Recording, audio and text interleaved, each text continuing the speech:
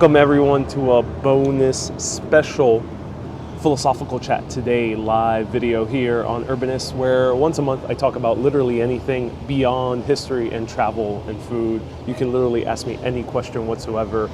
Here I am enjoying a gigantic beer. Perfect for a good long chat. And I am enjoying some good food.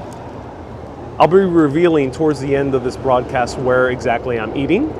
However, if you already know where I'm eating, keep it to yourself. I'll reveal it towards the end. Really cool beer and some good classic German bites. So hello Turbu, hello Manolito, hello TJ, nice to see you here, hello Brian, hello everyone. Let me show you what I end up getting. I will tell you at the end where I am, and then if you know where I am, keep it to yourself for now. So here I'm having a pretzel, a hot dog, a very special hot dog, with a little fly coming in at this exact time, and a huge half-liter of beer. So hello Paula, hello Cassandra, hello me, nice to see you here, welcome. Sandy, I don't know who. The only one topic I really won't talk about is politics. You can literally ask me anything else. But politics, I won't talk about it. Yummy, that looks good. Let's try this pretzel. Nothing beats a good beer and a good pretzel at the same time. And yeah, classic German beer, and it is delicious.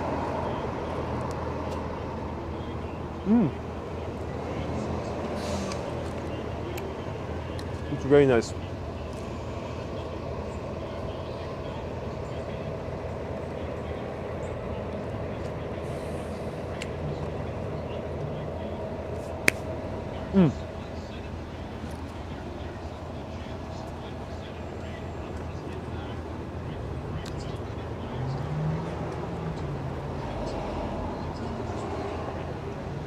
Jason, I'll let everyone know where I'm at towards the end. So either you watch the entire thing or you can skip later afterwards. Just popping in from work. Hello Stephanie, nice to see you here. You're lucky restaurants are open, not in France. Yeah, France, they close down all the restaurants outdoors. Same thing I've heard with the UK and Ireland. Ireland's pretty tough lockdown, and also Australia. So yeah, at least I can still drink outside, which is nice. And you can drink with one hand. Yes, I could drink this massive beer with one hand. Take that. Hello from San Martin, Josiane, welcome. What's the new book? Okay, the new book I end up getting is Enchanted New York. So I've covered like a whole lot of history of New York City. You've been following me on Urbanist. On YouTube, you've only seen me go live for the past like 4 months, but I've been doing live videos for 4 years, and about 1,000 of them have been New York, and like 80% of them have been in-depth history. But I'm excited to keep learning more history about New York, and this one is about the more magical side of New York. Even though I already know a lot of it, as you can see with a few of my broadcasts, this one goes a little bit more in depth into the history of the occult, spiritualism, seances, all cool things about New York. Let me show it to you. Enchanted New York, a journey along Broadway's magical Manhattan past. And they have a few maps, they have a few, that's not a nice, that's not a nice image to go directly to. Yeah. Good evening. Enjoying the nice cold brew. I am. A nice lager. It's very nice and light, which is great. All right. Let's try this out. Here is their bratwurst, unique style. And feel free to ask me anything. I'm going to take a bite into this, and then we'll get into some philosophical chatting.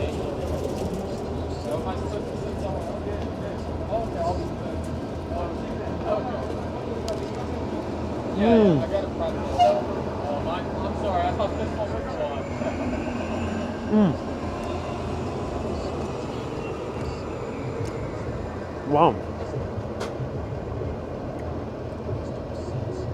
So this is a pretzel bun. It's a huge bratwurst, some avocados and onions, and it has some lino berries. So it's like these tiny little berries that are very kind of bitter in a good way. Yeah, really, really great. And Stephanie, hello. Elisa, I'll let everyone know where I'm at the end of the broadcast. If you already know where I'm at, keep it to yourself. Avocado on bratwurst, yep. We are in New York City after all. Liz, that looks delicious. It does. Any info on Saturn? I don't know any info on Saturn. What's about Saturn, Anonymous? Let me know. Hello, Donald, ¿cómo está? How's everything going? Now that sounds like an interesting book. Oh yeah, I am pretty hooked. It's actually published by New York University, and it gets pretty in depth into the history, which is nice.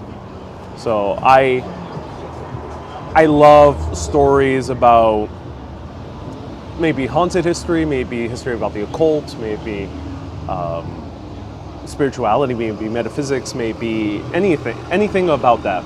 I like it, but especially when it's grounded, when you can learn actual history from it, is really cool. What brand of mustard? It's spicy mustard. I don't know what brand. And what is your favorite food memory?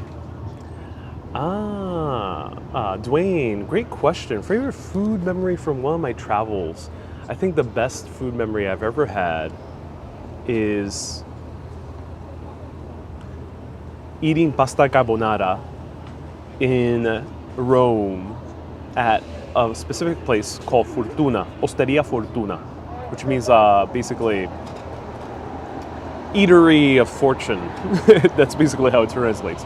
But it was one of the best pasta carbonaras I had. Extremely packed place. And in Italy, like a few other countries in Europe, it's a little bit weird to eat alone at a restaurant. Same case with Spain.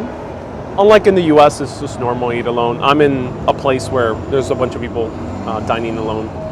But there, I was alone and it was super packed, but they had this one table that was really like not ideal for two people. So they just end up sitting me in this table right away.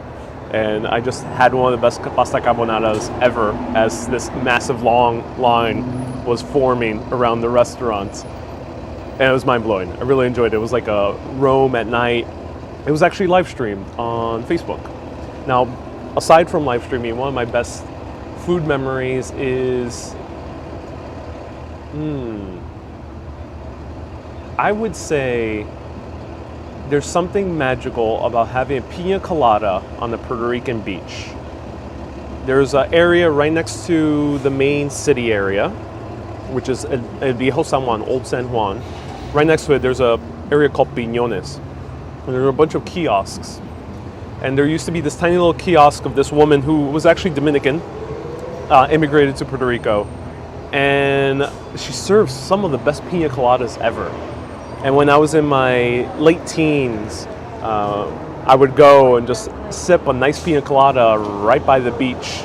Sunny weather, beautiful palm trees, amazing pina colada with sometimes way too much rum. And it was really, really good experience.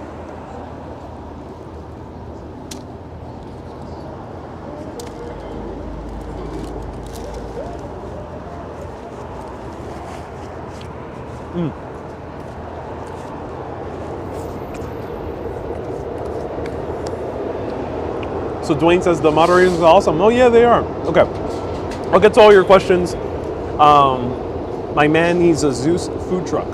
Maybe I do know Fluffy Business. Thanks for yesterday. What amazing colors on the Brooklyn Bridge. Oh yeah, I agree. It was a beautiful, beautiful day in the Brooklyn Bridge. Is there food in heaven? That's a funny question, Susie. So you know what? I'll actually tell you something I learned from someone I really love to listen about the science of spirituality. His name is Bruce Lipton. and he was a professor about genetics, and then he ended up realizing that genetics is the wrong way of looking at things. And he studies a field called epigenetics, how things influence your genes, how normal environmental circumstances, how life choices, how your inner psyche ends up informing genetics. It's called epigenetics. He's one of the top thinkers in that. And he ends up saying that we are in this realm. The purpose of life, the meaning of life for him, that he realized was we're here to eat chocolate, basically. Because he says that in any other realm, maybe a heavenly realm or a realm down under, whatever realm there isn't chocolate over there. So I don't know is there food in other lives, afterlives, I don't know. But I know that there is some beauty about having a bodily form that lives and dies, and yet you're having food that is also both alive and dead. It doesn't matter. There's a huge, every food has a combination.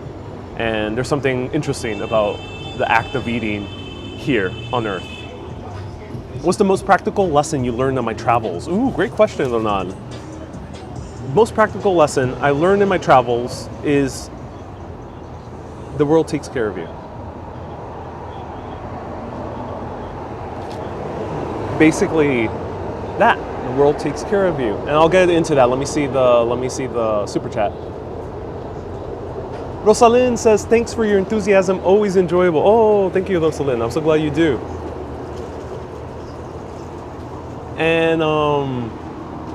And oh, it's Stephanie from AK Streams. Indeed, Stephanie's here. Heaven has tacos. Maybe it does. And I just stick to the Bible and God. Easy enough. Indeed. If you don't like chocolate, though, what are you supposed to do? Ethan, no, I guess you're screwed then.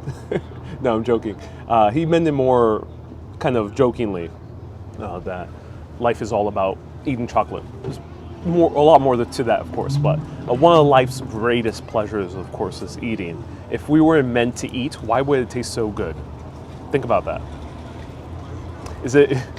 Are we living in a cruel world / universe where we feel good eating and hence it's actually really bad for us? That would be just a very terrible way of seeing the world. So, Ronald, the most practical life lesson I've learned from traveling is the world takes care of you. So,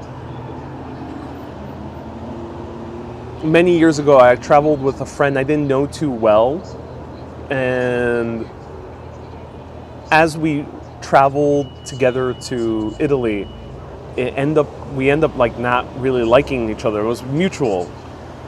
She didn't like me. I really didn't like her. We just didn't meld. We just didn't connect on a friendly level. And I remember being very down about that because it just felt awkward. And it was one of the first times I actually traveled without family. It was one of the first times I traveled on my own with a friend.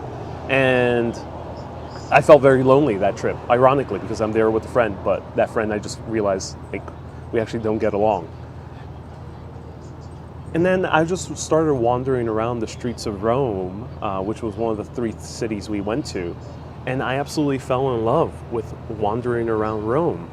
I thought to myself, I can, be down and bored or lonely, or I can just embrace walking around this beautiful city and enjoying all the beauty that there is to offer. So I thought to myself, yeah, the world takes care of me. There's still streets to walk around. And there's been moments where, actually, on that same trip, we were taking a bus from a small town in Sicily called Agrigento all the way to Palermo to take a plane that we had to catch. And we had like 5 hours to wait for that plane. So we had plenty of time to take that 2-hour bus journey. But once we got closer and closer to Palermo, the traffic got worse and worse and worse and worse and worse, to the point that we were in a moment in traffic that was a standstill for like 30 minutes. So lo and behold, we were very late and we were potentially going to miss the plane. And despite us not getting along, and we didn't talk during that entire bus ride, I was starting to like panic and started getting nervous that we were going to lose the airplane. And she just tells me, if we lose it, we lose it. If we don't, we don't. And I'm very grateful for that friend of mine that we actually are not so close after that, to impart that advice. Yeah. If something happens, if it all goes to shit, it goes to shit. Then keep on going. What language would you love to speak? I would say number one would be Italian. I think Italian is a gorgeous language. And Italian people are wonderful people. Hello. Hi. I love this.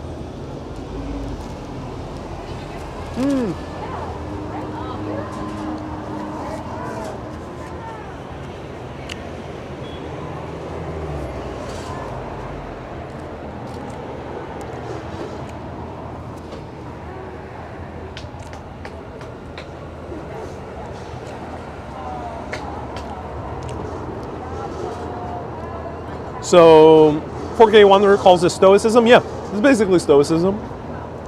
4K Wanderer is making a reference to a philosophical belief from, actually one of the biggest ones was Marcus Aurelius, who actually talked about the history of Stoicism when I was in Rome on a live video. And he basically just means that whatever life throws at you, just either stand your ground or keep moving forward.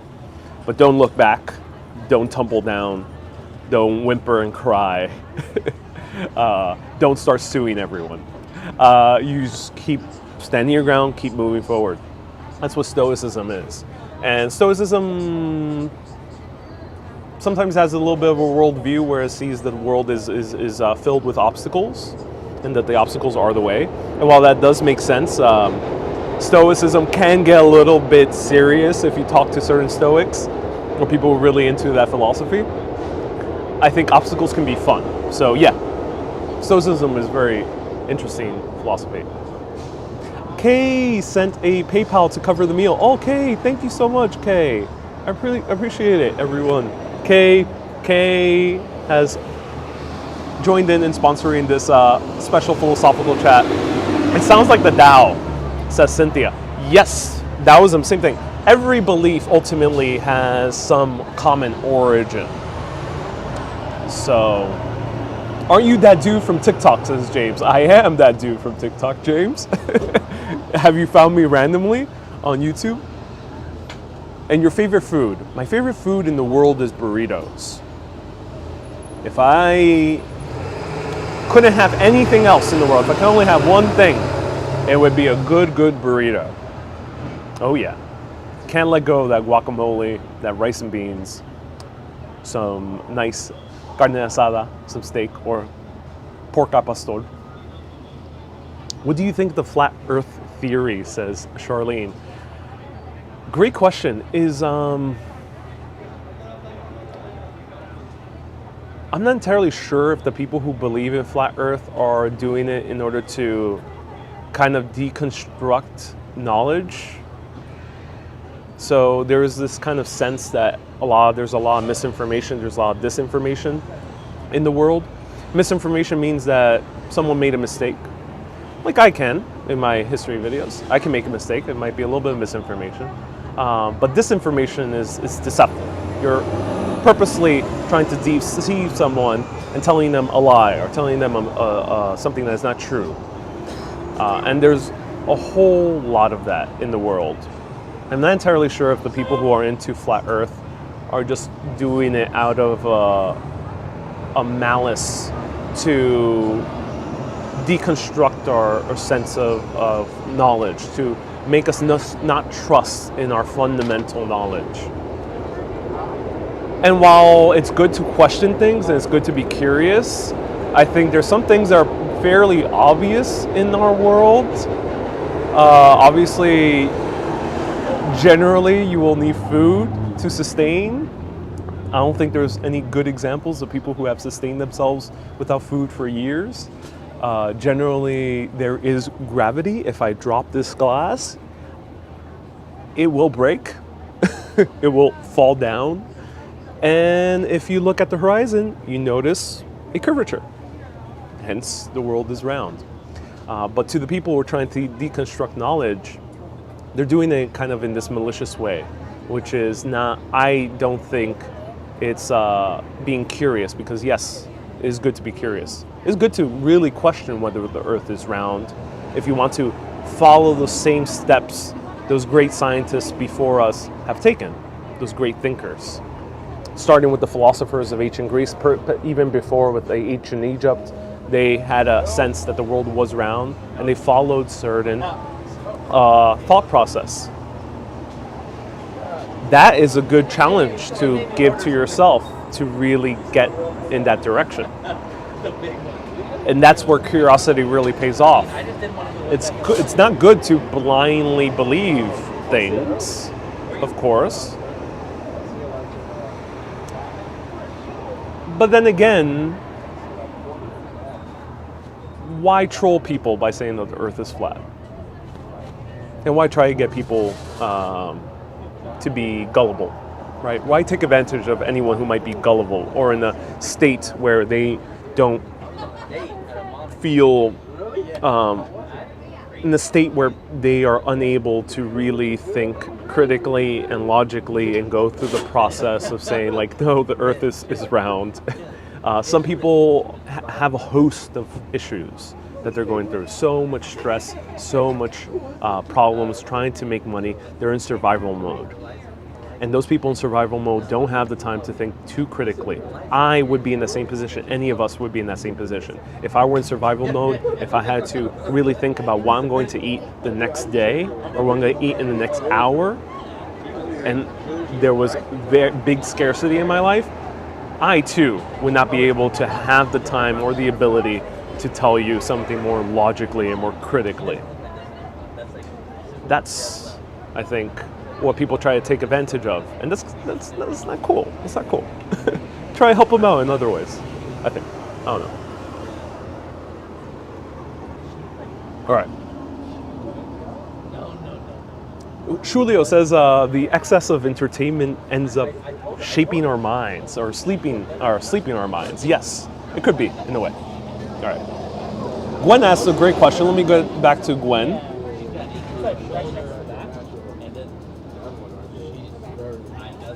Gwen says, how did you process that you and your friend that did not get along? Mind if I grab this chair? Yeah, you can grab that chair. Sorry. Yeah, no worries at all. I don't mean to interrupt. No worries. How did you process that you and your friend? Great question. We all grow. That was many, many years ago at this point. So, of course, I'm not the same person I was back then. Would I do it again? Would I be friends with that particular friend? I probably wouldn't be. And it's just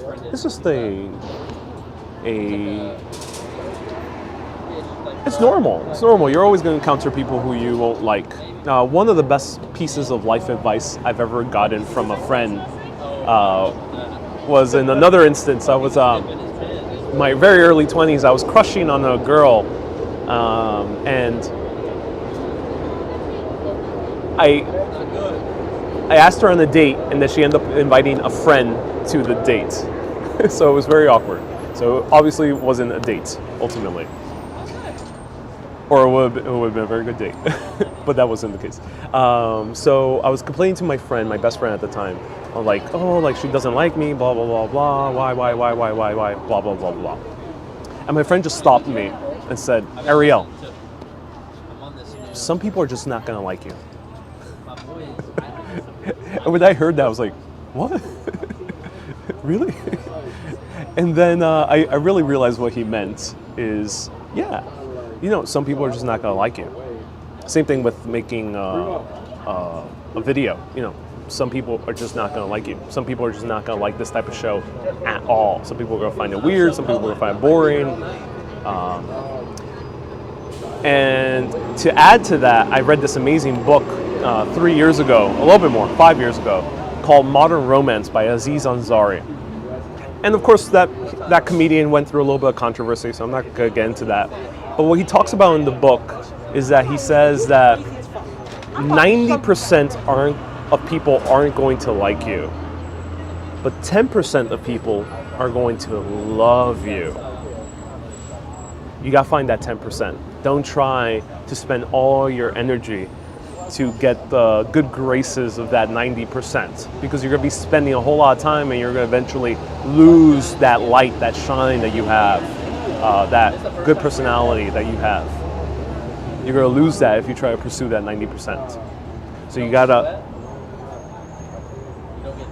only focus on the 10%. And I started doing that a few years ago, but I started kicking that into high gear once I started doing these videos, and even more so these past 2 years. But I thought to myself, oh no, I'm just gonna be myself. I love history, I love my topics that I study. I study a lot of spirituality and metaphysics. That's why I'm having this special philosophical chat. I'm me, I do my thing. I love to walk, I have a lot of quirks that some people are gonna hate, many people are gonna hate, but I have some quirks that people are gonna love. Same thing with my videos. My videos, 90% of people are gonna be confused, gonna be bored, they're gonna be pissed off at my videos, but that 10% is gonna love it. And you know what's 10% of 7 billion people and rising? It's a whole lot of people. It's a whole lot of people. 700 million people it is, if I'm correct? It's a whole lot of people. I have the potential to have a show that can reach 700 million people. Of course, that really doesn't happen too often, but it goes to show that even if you focus on that 10%, the world is limitless. It's gigantic. So I hope that makes sense. All right, I'm gonna take another bite into this because it's so good. Look at those berries. It looks very red as berries. That was your first.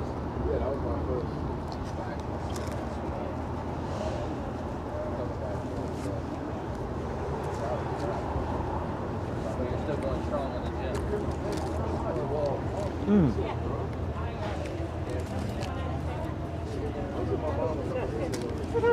gym. Melody is asking what I'm eating, or Elle is asking what I'm eating. Pretzel and a hot dog. Not a hot dog, but bratwurst with avocado and berries. It's very good. Melody, that's what I'm eating.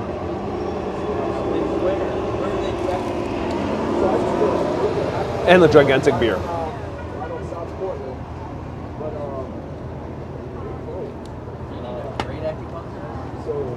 Where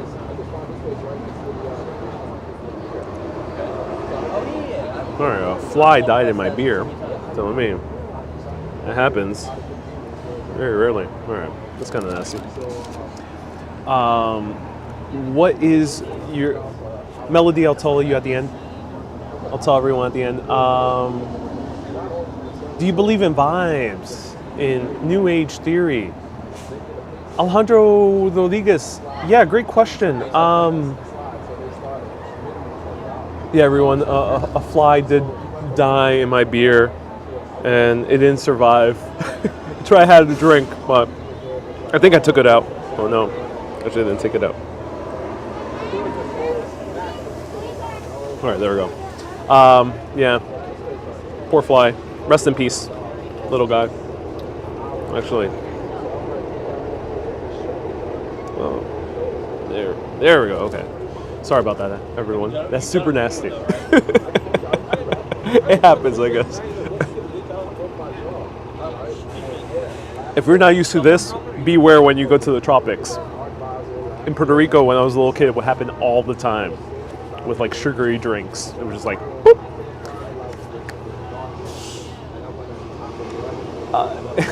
Extra protein in my beer. Yeah. Hey, I just saw the title and came on. Hey, son of Sothis, welcome. Yeah, welcome. Nice to see you here. So, if you're watching it for the first time, I usually don't do these videos. These are only once a month. usually talk about history, food, or culture. But today, once a month, I do a video where we talk literally about anything except politics. Still keep the show politic free regardless. I was cooking a pot of beans and I went to stir it. I saw a big black spider just boiling away in there. Oh, residual. That sucks. Yeah, that sucks. Oh, I wonder why it got in there. Hi, I'm a fly. I'm an alcoholic. Do you think some people are empaths as residual? Yeah, I think some people can perceive feelings a little bit better. I think some people are very empathic in terms of how they perceive someone's state of being, what they might be thinking, what they might be going through in their lives.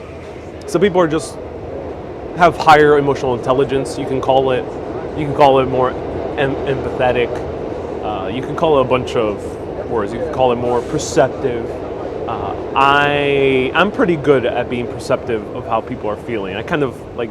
I'm able to see people for how they really feel. I have that ability. What are the bad sides of being an empath? Great question, Taurus. I don't know. From my perspective, it's I don't see any bad sides from my own ability to be able to perceive how someone's feeling. Yeah, that Midas touch. You can call it in a very psychological way. It's just perceptiveness. But I've noticed that some people are very sensitive and they start adapting to the state of a person. That happens to me sometimes. So if I hang out with an anxious person, I feel a little bit anxious. If I hang out with a depressed person, I feel a little bit down. It's happened to me a few times, where, especially very recently, where I started chatting with someone who was kind of a very low state, and I just came out of it and felt like, I just got hit by a truck. It was a terrible feeling. I thought to myself, well, it's sometimes hard to be in that state with someone, and no matter how good you have in your life, sometimes hanging out with someone who is in that state can bring you down. So it's important to set up boundaries, as Cynthia says. Yeah, it's important to set up boundaries. It's important to sometimes change the conversation. So one of my favorite quotes from any TV show in this respect is from Mad Men. So I think it's from like one of the first like 2 or 3 episodes. And he says, fire truck.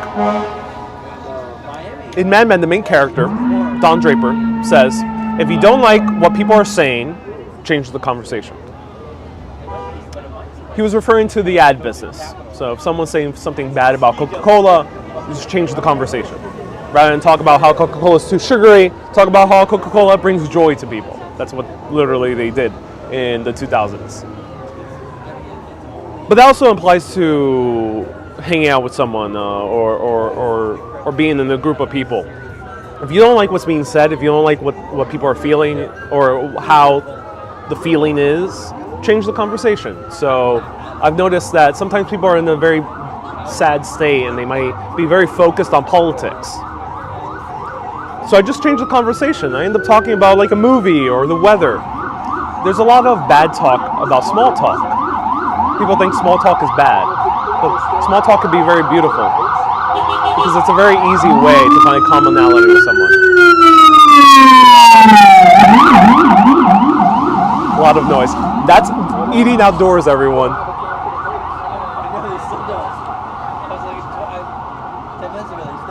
So, small talk ends up getting a bad rap with Europeans and with younger Americans because they say, oh, you're just talking about the weather. Why do you get into the real topics?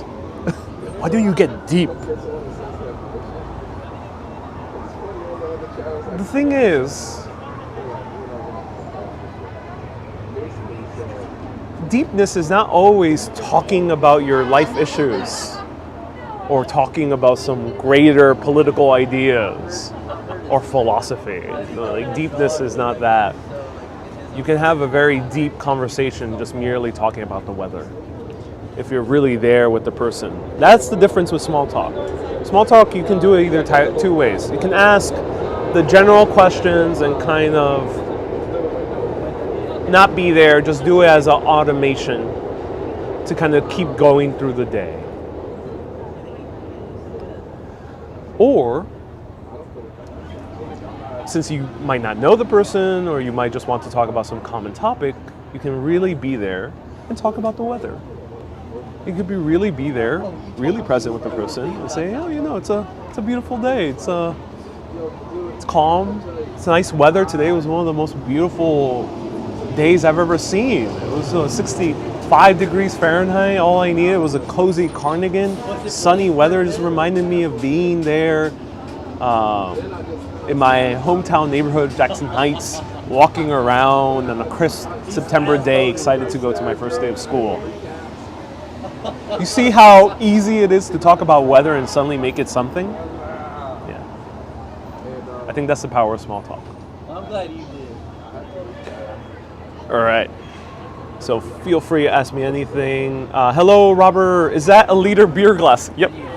Yep, it is. It's huge. You're like, damn, I need the sticker.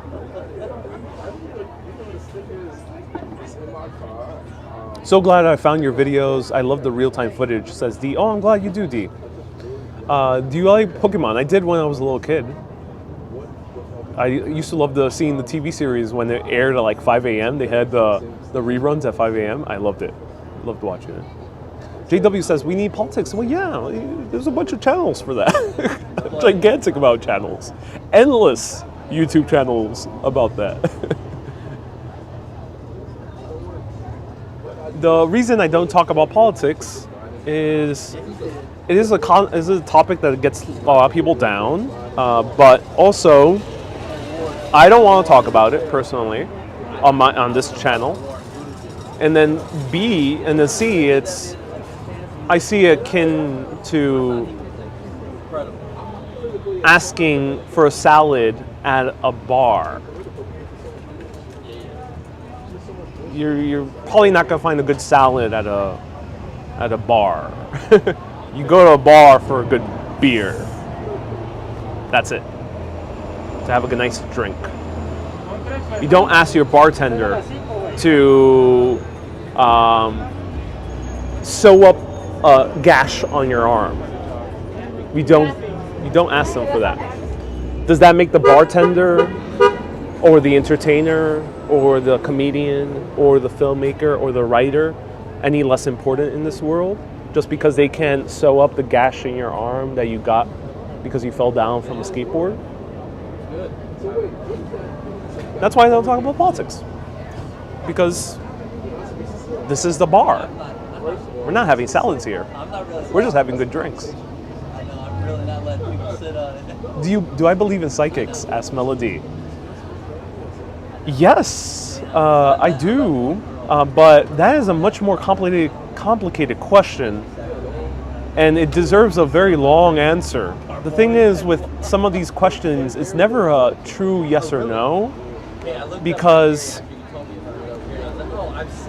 people turn off when you say a quick yes. They're like, oh, yeah, you believe in weird things, and they turn off.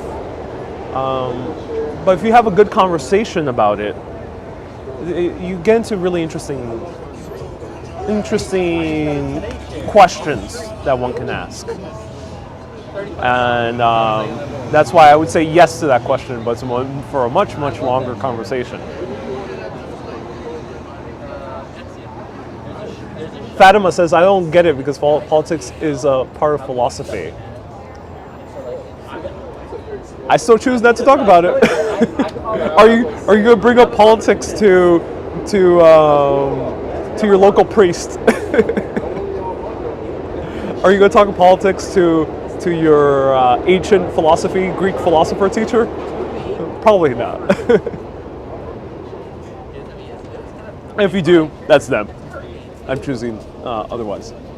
I think it's probably 45 to 60. Do I personally go see psychics? Asked Melody. Great question. No. The reason I do is because you have the biggest agency in your own life, I believe. I've learned that you are the utmost authority of your own life, of what you do, of how you move forward, of what you end up creating, what type of art you make, what type of career you follow, what type of relationship you have, what type of kids you have, etc., etc., etc. You are the utmost authority in that, I think. Of course, you're still working in the whims of bigger things like the weather or the universe. An asteroid can fall down on Earth at any moment and destroy all of us. Obviously, I have no control over that asteroid, but at least with my life, I have control over my life. And if I start seeing a psychic, it's almost handing over the keys of what I think is going to happen in my future to someone else. Not that it's a necessarily bad thing, it's just something I choose to not partake in. There's a lot of things I choose not to partake in. There's things I do choose to partake in, but that's my perspective. Yeah, Shield says we create our own destiny. Yep, that is my perspective. We create our own destiny, and that's why I'd rather not get influenced by someone who claims to be an authority, higher authority than me in my own life.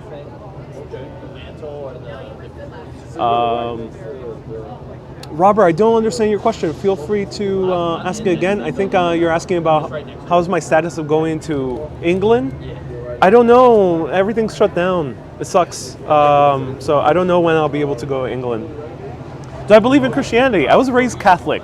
So I believe in Christianity, have an immense appreciation of Christianity.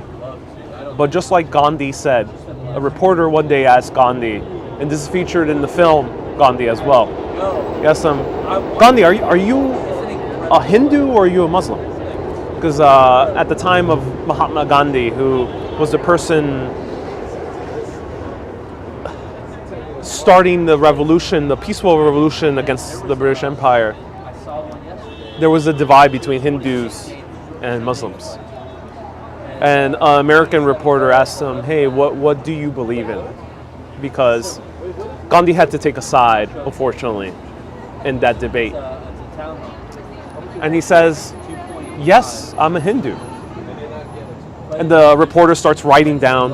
It's like, oh, okay, good, you're a Hindu. And Gandhi stops him and he's like, I'm also a Muslim. And he's confused. He was like, okay, all right, you're representing both sides of India. And then he says, I'm also a Christian. I'm also a Jew. I'm also a Taoist. I'm also a Buddhist. I'm also an atheist.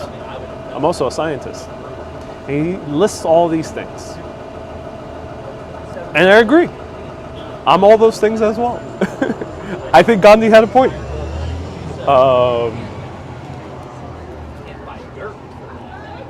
Hi, I'm Orthodox from Romania. Oh, cool. I appreciate the beauty of the Orthodox religion in the East, in Eastern Europe. It's so awesome. It's really cool. Willer says, why do people suck? That's a great question. That's something I'm grappling with myself. I don't know why people suck. I would say, okay, let's think about this. I'm making a movie. Imagine you are making a movie. You're writing a movie. And you write a movie where everyone is awesome. Just like the Lego movie where they sing, everything is awesome. Everything is awesome. If you don't know what I'm talking about, search up that scene. Everything is awesome, Lego movie. You write a movie, everyone's awesome. Everyone, literally. Every character is awesome. What happens to that movie?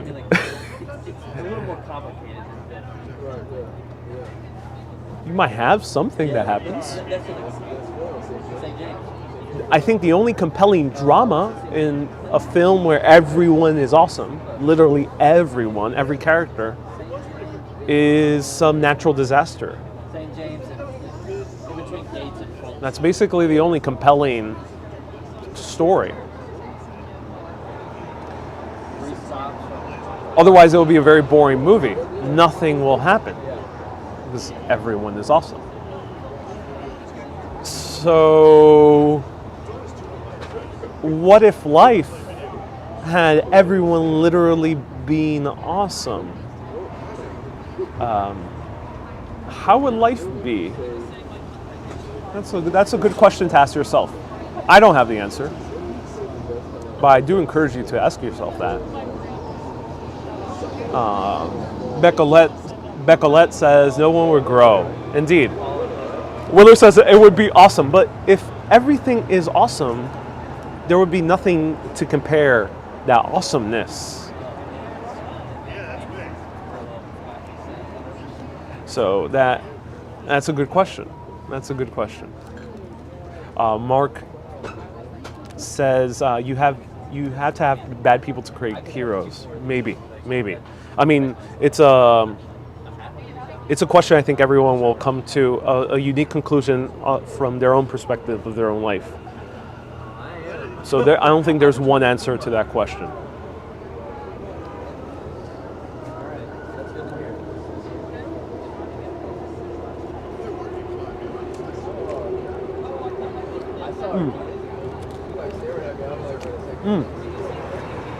I got a picture. I told her about it. We have amazing questions here, everyone. I'm sorry, I'll be unable to really get to all of them, but I hope you enjoy the conversation, even if I can't get to every single question. Well, someone asked,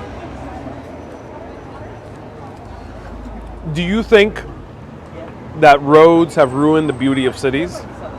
I'll show you where I'm at.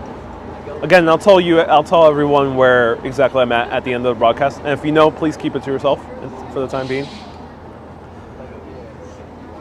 So here's a good example. I'm eating outside and I've done that twice.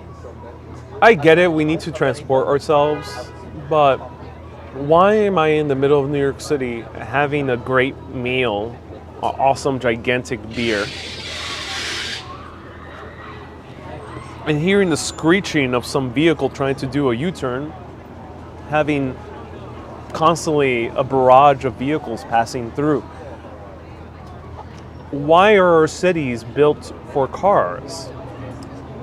I think they do ruin the beauty of the sanctity of the cities, because these cars, they're not human built. You know, they inhibit rather than enhance human life in the context of a city. In the context of the city, obviously cars are a beautiful thing on the open road, especially when you're driving, say, from Las Vegas to LA. It's a gorgeous experience because you're out there in the open. It's a huge roadway. You see these massive mountains. It'll be boring to walk that. It'll be boring to walk through a very dense forest. Sometimes it's a little bit more fun to drive through it, right? But in the context of a city, the car rather doesn't enhance our lives, it inhibits it. Cars are a beautiful invention, as I mentioned, for those cases, but also a beautiful invention for cities because if used right, they can transport large amounts of people, such as a bus. They can also help transport people who are mobilely impaired, which is amazing. But everything else, why do we have so many cars? It's so much more pleasant if you build a city that's walkable. And you can experience that if you've been to Europe, if you've been to London, Rome, Paris to a large extent. Amsterdam, I haven't been there yet, but I know that's the case. These cities in Europe are human-sized. So you would think to yourself, okay, a car is necessary so I can get from Queens to Manhattan. But why are you going from, for example, I have a lot of friends that are from Queens. And when they go out to the movies and when they go out for a night of drinking at the club, they end up driving to Manhattan to go to Times Square. Why do they need to drive all the way to another borough to experience some of life's basic pleasures, which is going on a night out? Why?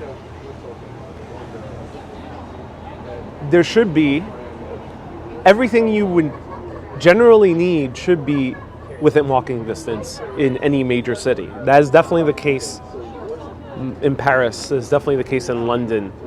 Of course, there's always exceptions. You know, movie theaters aren't literally everywhere, but restaurants are, bistros, cafes, coffee shops, stationery stores, grocery stores. In Amsterdam, apparently, there's grocery stores like 2 every single block. In London, I remember a grocery store fairly often. And there's schools nearby, parks where you can sit down and relax, dog parks as well. Why are we living in a city where those things are separated? And New York City, luckily, is pretty good, but there's other cities where it's far worse. Washington, D.C. is one of them, which you saw on my live videos. Even though there were small pockets in Washington, D.C. that had great walkability, generally Washington, D.C. is not a really walkable city. Everything's so wide. So, that said,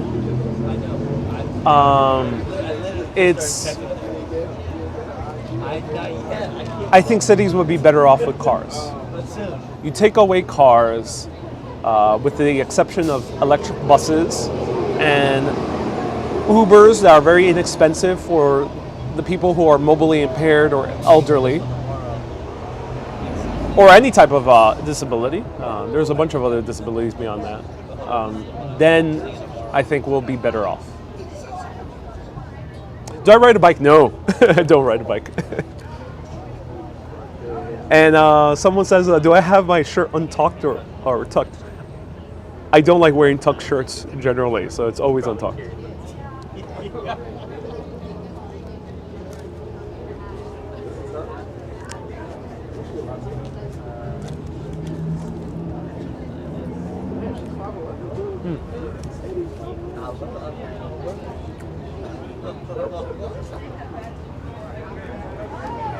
Do I own a car? No, I do not.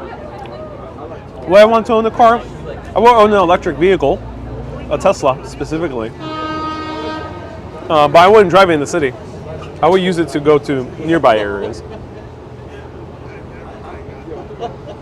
What beer are you on? Oh, this is my one and only beer. It's 1 liter. You're awesome, says Willard. Oh, so glad. Willard says, I have to go. Willard, thank you so much for tuning in. Ash, what beer are you on, number 1? Todd, do you think there will be flying cars? Oh, do you think we'll be flying around jetpacks? I don't think so. I think there's something... Well, I'm a very... The word in the US is called bullish. Bullish means where you feel very positive about something. I'm very bullish on technology. I think there's a huge room for driverless vehicles. I think we will have driverless vehicles, at least within the next 10 years. I think there'll be far better subways. There'll be Hyperloop or better high-speed rail. But when it comes to flying cars or jetpacks, I think the moment you put on the jetpack, it might be fun if you're doing it recreationally. But if you're getting around, I think there's this anxiety, this natural human anxiety of being lifted off from the ground. Because on the vehicle, at least you're on the ground. On the train, you're also on the ground. On the airplane, you have a pilot and it's a much bigger vehicle, so you feel safer. But I think if you're on your own or you're with one other person in a flying car, there's this, I think, unsettling sense, especially if you get to driverless flying cars. I think it'll be a little bit unsettling to be on your own on a driverless flying car. I think that would take many more decades for anyone to be even remotely comfortable with it. So, please remind me of your name. The guy who's writing in the guy or girl who's writing in Japanese. Say UK people don't like their beer on room temperature. They do like their beer on room temperature. Yeah, you're right. Here in the US, we like it served cold. Hey, Laureen, send a PayPal. Oh, thank you so much, Laureen. I appreciate it. Oh, thank you, Laureen, superstar PayPaler. Thank you so much for sponsoring this philosophical chat. I threw the dice and this bucket. I got 2. sashimi steaks. It was great.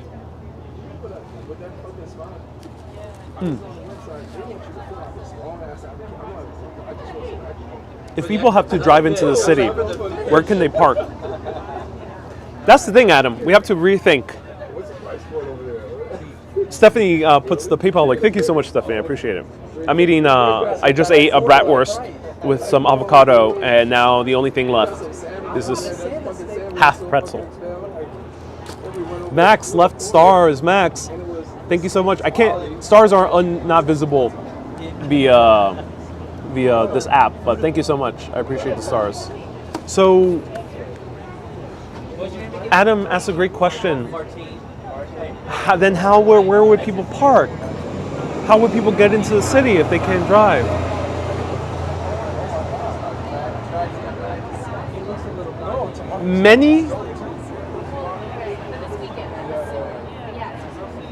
Many sources, many of the top thinkers, many technologists, many technology companies, many governments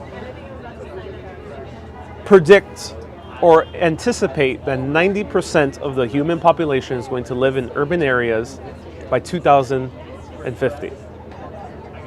It's just the trend that's going on, and that trend has been very visible for the past 100 years. Now, I think now it might be around 40%, 50%. It's rising. It's rising pretty quickly. So that said, since it's rising pretty quickly, and you have more and more people moving into cities, this concept that you work in a city, you have your nightlife or your recreation in the city, but you live out in the suburb, I think is quickly becoming outdated. Doesn't mean that the suburbs will disappear, but what it could mean is that the suburbs, like Nassau County and Long Island, or many of the suburbs in New Jersey, could also urbanize. That was the case with Japan, with Tokyo specifically. Tokyo used to be only a portion of what it is now, and then it ended up gobbling up other suburbs that quickly became more and more urbanized, and the entire city became a huge megalith, a megatropolis. The same thing with Shanghai and a few other areas like Shenzhen in China. So, and New York City even. New York City, Manhattan was the main city. Brooklyn Heights was a suburb. Brooklyn was a suburb. Queens was a suburb. But then in 1898, they all consolidated and it all became one city, and then quickly all urbanized to the point where you don't really see wide open green spaces aside from parks in the 5 boroughs. You don't see like horses running around, or you don't see wide open houses. Very rare. Same thing will happen with more and more of our cities, the more and more dense they get. But to think that we can sustain 90% of the human population, which right now is 7 billion, but 2050 it's predicted to be around 10 billion. If you can sustain 10 billion people, 90% of 10 billion, so it's quite a lot, 9 billion, I mean, 9 billion people. If you can sustain 9 billion people in a city, it's impossible to sustain a city that's built on cars with 9 billion people. You will have a very horrible clog of individual vehicles, especially if their combustion engine will be even worse. It won't be a good thing for the world if we continue car-centric. It will just lead to more traffic. It will lead to more terrible carbon emissions. Even if they're electric, we have to be very wary of not having millions of electric vehicles, driverless, out in the road. We also have to be wary of that because it will just clog up our cities. And we can't afford to have our cities clogged up, especially with 9 billion people by 2050 living in them.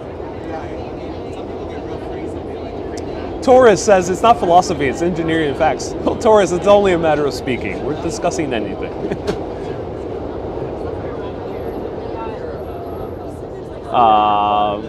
Charlie says, thank you, mods. Shield says, yes. More Adventure says, yes, New Amsterdam.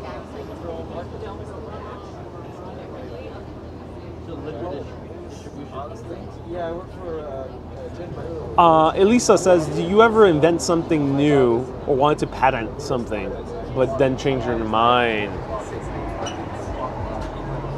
No, I never really thought of inventing anything.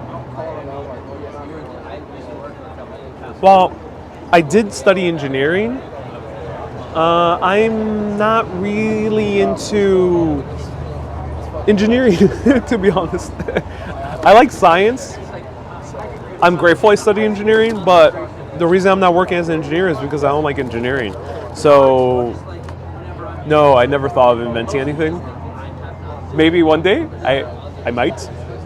Maybe one day it might come in the form of inventing something for filmmaking, maybe. But not in this very moment in time. How does one find their life's purpose as son of Stoicism?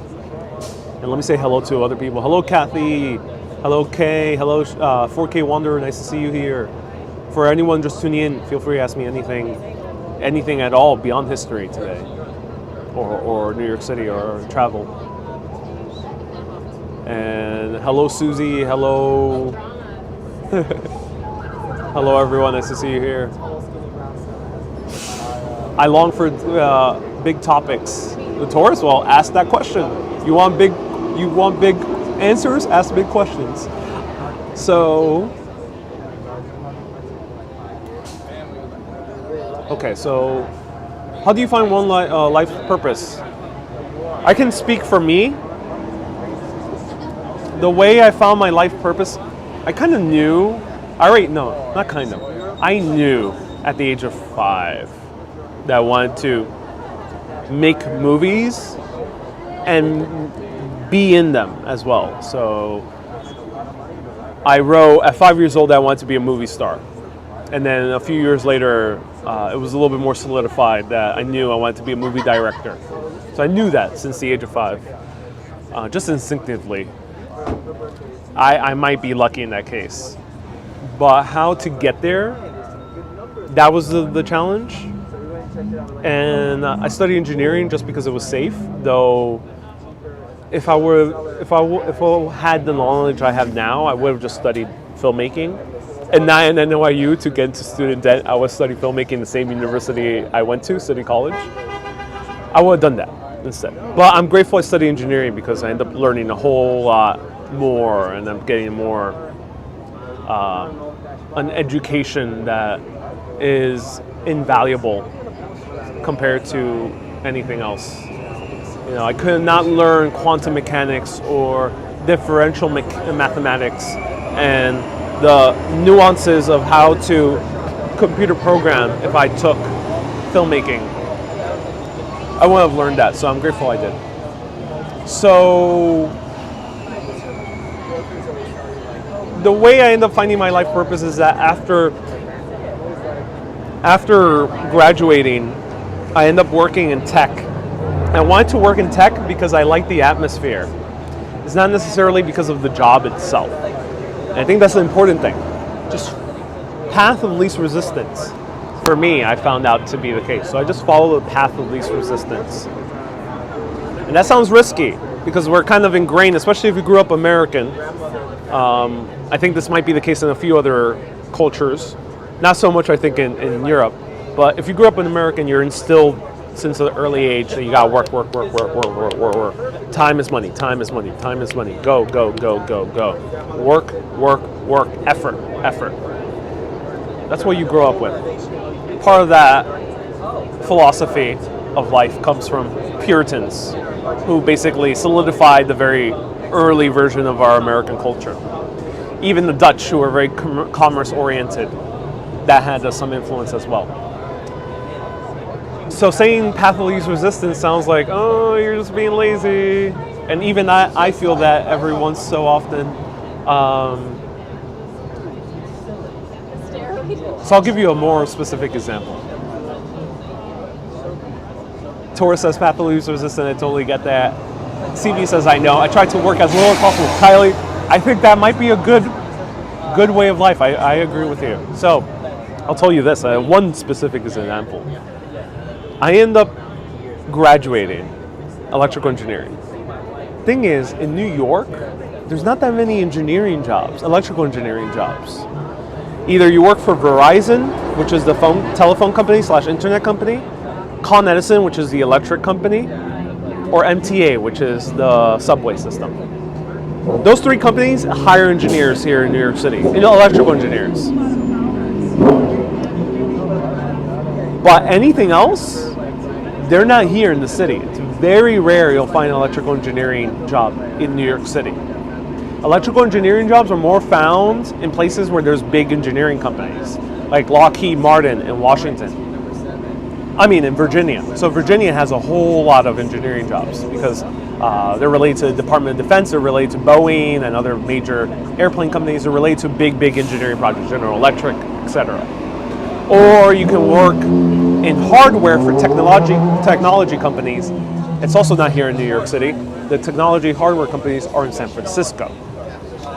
So you can work for Google or Apple, but you have to go out west. So here, I couldn't find a job once I graduated in engineering. I was in the same boat as many of my friends. And I sent out hundreds of resumes. And while I was trying to find some engineering jobs, I knew I just wanted to get into tech. Because tech sounded cool, sounded like fun, and they had cool offices, and the people were young, and the companies were young as well. So I ended up also applying to dozens, maybe above 100 job applications. I sent crazy amount of job applications. And 6 months passed and I was super damn nervous that I wasn't going to find a job. I was terrified. And I was anxious all the time. So I just started binge watching Breaking Bad, which is a show that helped me get a little bit less anxious, but it's also a show that's pretty anxious inducing as well on its own right.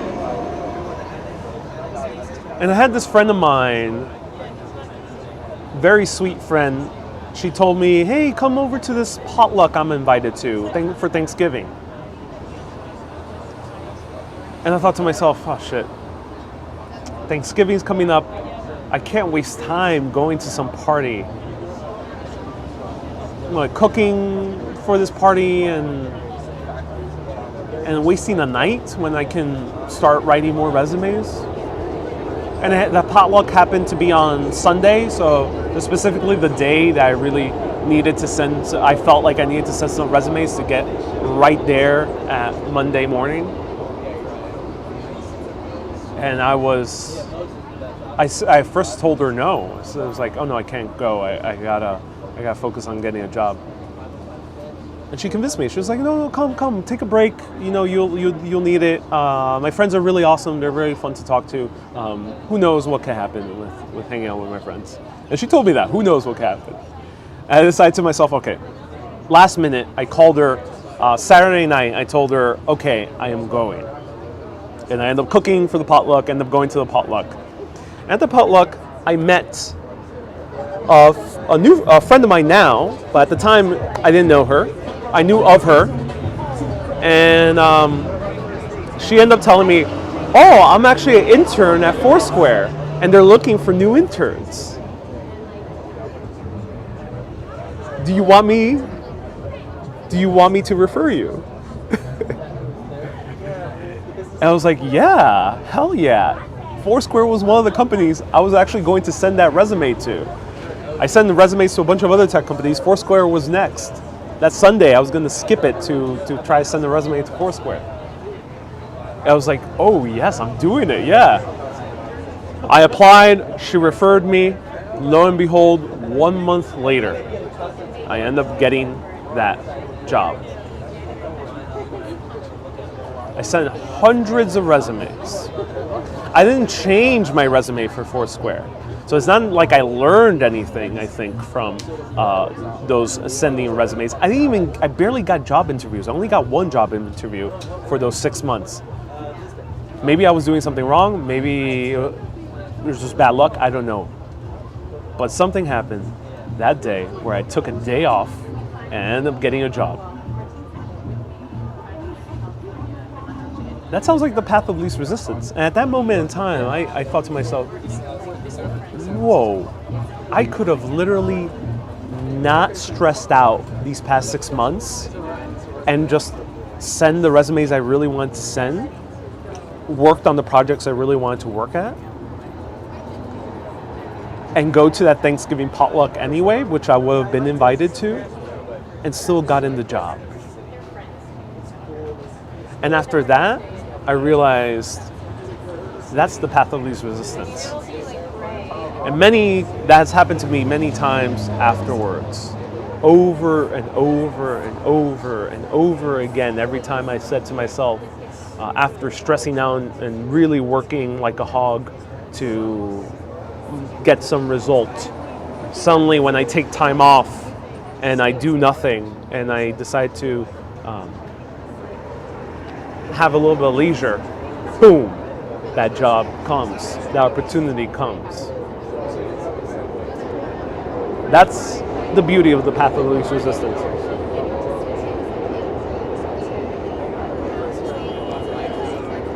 CB says you're always traveling in life. And Japanese guy, feel free, remind me of your name, sorry. Sometimes I can't remember names. There are a lot of them. But he said, I look 30 years old. And I think you're right. Do you believe in paranormal experiences? Yeah, I do. Have I had them? I've had a few. I'm reaching for the screen for that beer, says Paul. There it goes. Plenty to share. Plenty to share.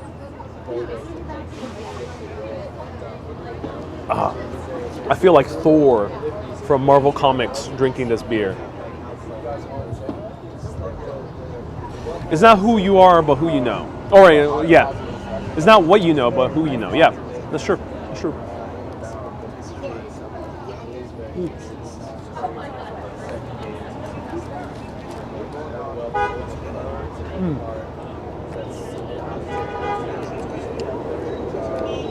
Caligula, great name. You're drinking as well. Awesome. Cool.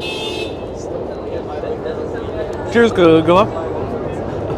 And cheers to everyone drinking. Tell us about your paranormal experiences. I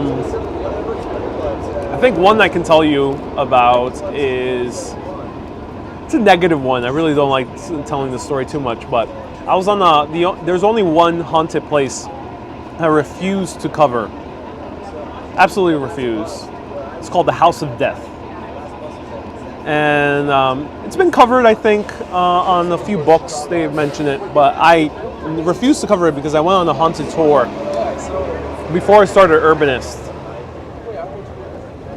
And the tour was fun. It was a great night. And the last stop was the House of Death.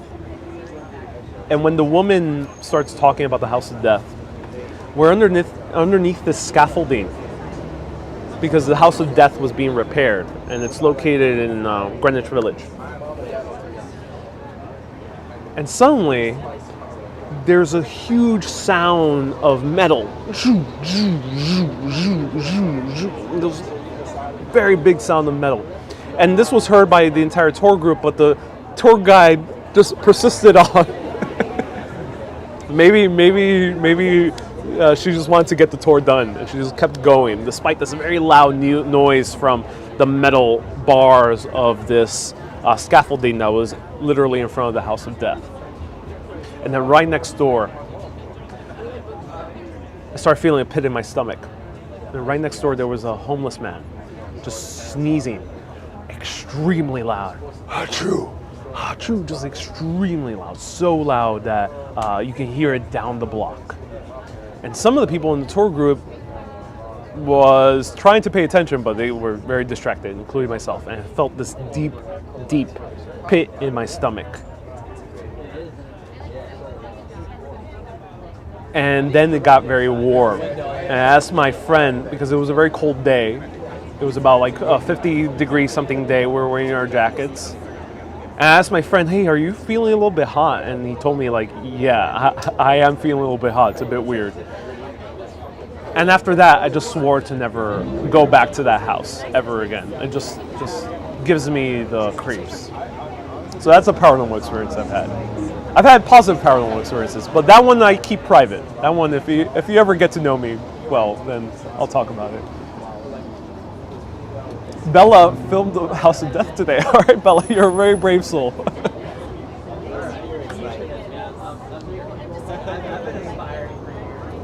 It was unexplained, the feelings I had trying to explain it. Yeah, Bella. Oh, okay, so I'm not the only one.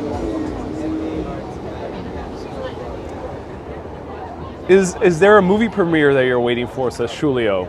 Yeah, great question. I really want to see Doctor Strange and the Multiverse of Madness.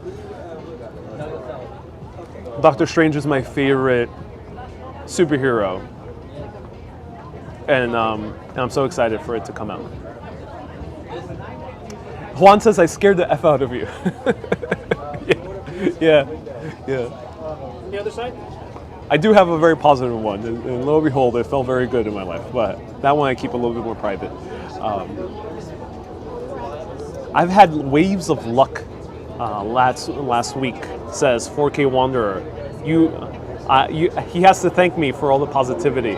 Oh yeah, you have to think with. Oh no, 4K Wanderer says you have to think positivity with your mind. You do have to think positivity. It's very important.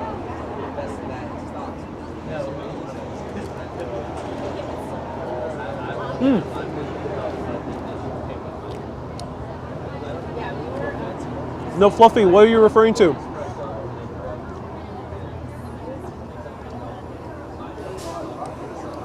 Sorry, I can't find your comment. Oh, Kurihara. Thank you so much. Kurihara. I gotta commit that to memory. Kurihara. Usually with names, what I try to do best is kind of have something I can refer to. And it's easy with like English names or Romance language names. It's a little bit more difficult with Japanese names. So Kurihara. I do vision as like a motion when I say names. Kurihara. There we go. I was here at 1 o'clock. Oh yeah, no, Fluffy, yeah, sure. Feel free. Are there any abandoned train stations in New York City? There's a few. There is City Hall Station, which is probably the most beautiful one. Actually, I was around. There is, yeah, there's 18th Street on the ACE line that is also abandoned. You will be able to see it. I think it's very dark, so you have to keep your eyes open and really look at the window. Sometimes it's a little bit hard to notice. There's also the stop that's right at the Manhattan Bridge that you see while passing on the BDQ line as well. Do I like poetry? Asks Visual Math. Oh, I'm glad you asked. Do I believe in the afterlife? I do believe in the afterlife. You could think about it scientifically if you want to. All right, do I like poetry? I do like poetry. Love Poems by Pablo Neruda. This is what I'm reading right now.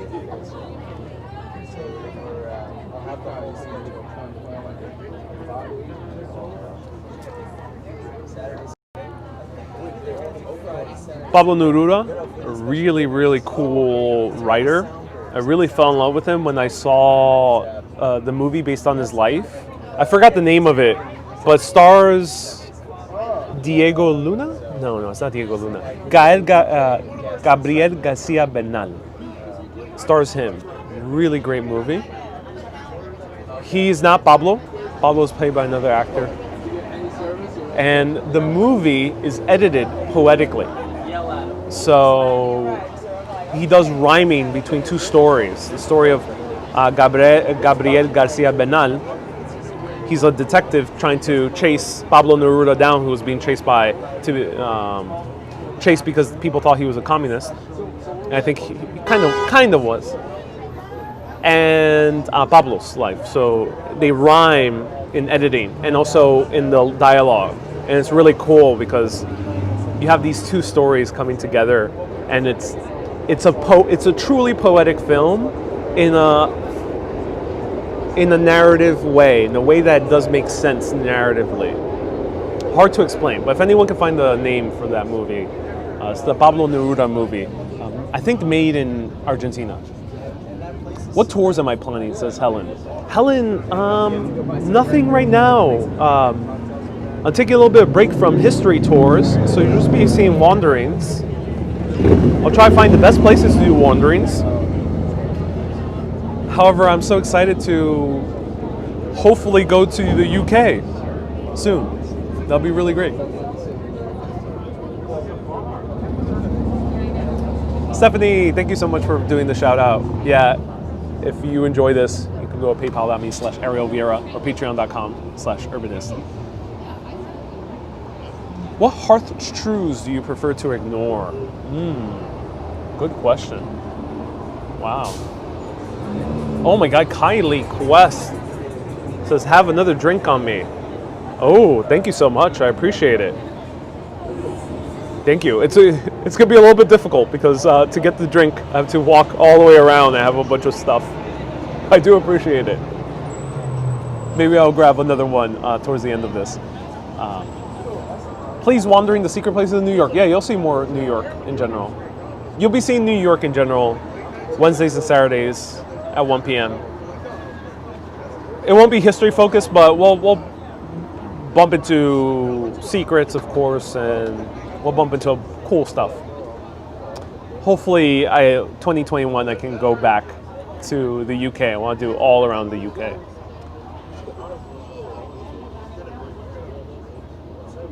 Kylie says, oh, that's a bummer. It's a bummer, yeah. Edie alone's up the bummer in terms of like leaving stuff. I'll do my best. It's getting very packed, so I'm also afraid to leave my table.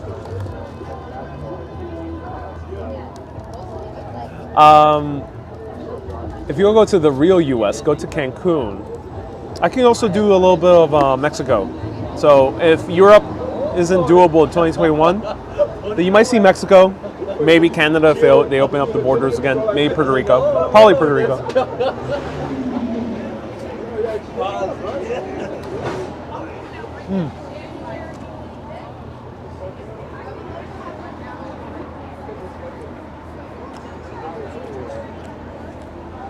Have I seen the moon? Not yet. I don't know where it is. Can't find the moon right now. What's your favorite book and why? Ask Combative Intel. Combative Intel.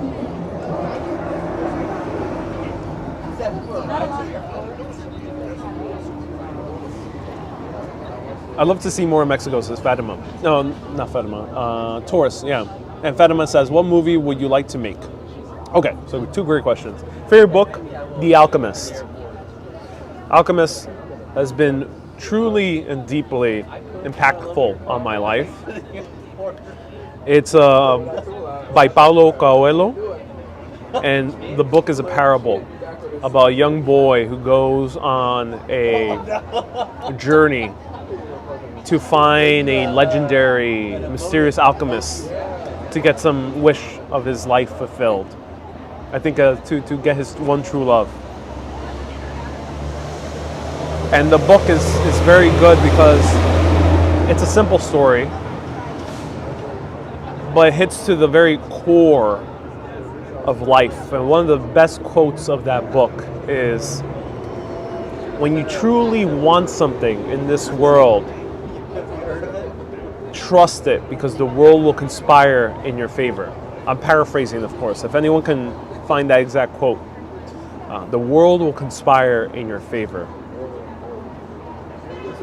And that really changed my entire point of view of life when I read it. I read it when I was like 23 years old, 24 years old. And the moment I read it, it just kind of opened it up for me, because it's very easy to see the world as it being your enemy. It's easy to see things being against you, because you can see it either way. You can see the world being in your favor if you trip and fall and you scrape your knee, which has happened to me It's happened probably to everyone at some point. You can see that as the world being against you. Oh, the world just shoved it in, just pushed you around, and it's cruel, and you scraped your knees. It's proof that the world sucks. The thing is, if you continue with that belief, your thought process, your beliefs have an impact on what you experience. Because everything in this life is perception. And we all do things subconsciously. So I think a lot of people think this is woo-woo, people will say. And while I'm not personally afraid to talk about more metaphysical, spiritual topics, I think there's also a very simple explanation for why bad thoughts lead to bad experiences. Most of our lives is done subconsciously. We are only 10% of our entire actions, our entire way of speaking and interacting with the world is conscious. Everything else is subconscious. Sometimes realize when you're driving, you might drive and then you realize 20 minutes have gone by and you're like, wow, I already got here. You realize that you did not think about those turns. You did not think about that red light. You just kept on driving automatically.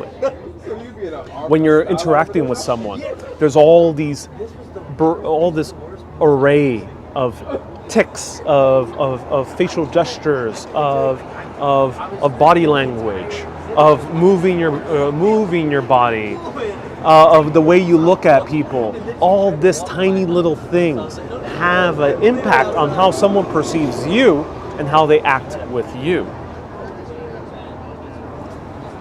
So for example, I gave an example of getting that referral from my friend, from the woman I met at that Thanksgiving party.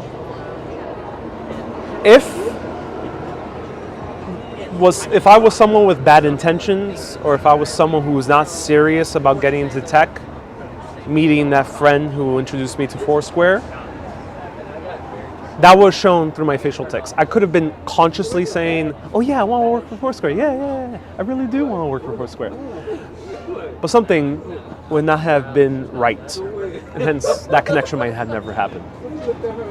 So to say that everything is conscious, everything we do is completely on purpose, I think is a rather egotistical way of looking at life. You don't really control everything. You don't really consciously choose everything in your life. And that said, since you are doing things subconsciously, if you choose to perceive something as bad, your thought process will influence all those subconscious actions, your facial tics, the way you have eye contact, the way you step on the floor. Have you ever encountered you feeling kind of bad and fussy, and then suddenly you're walking in your room and boom, you stub your toe? That's a subconscious action. When you stub your toe, it's a subconscious action. Of course, there's a bed or a piece of furniture that was there.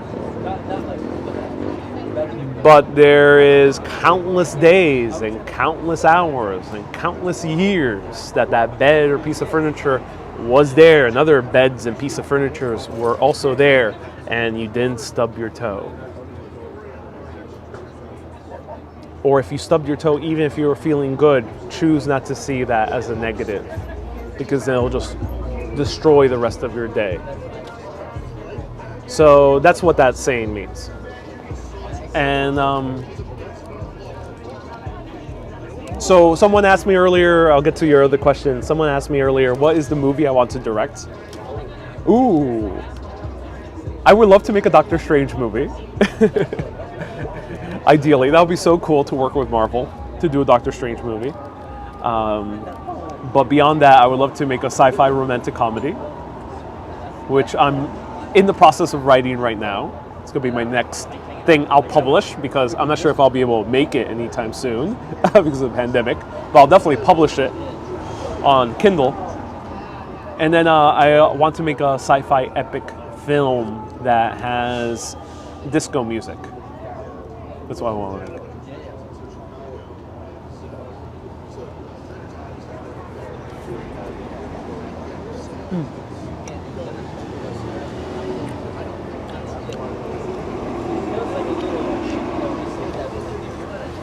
Parker says that person looked at me like, what the hell's happening?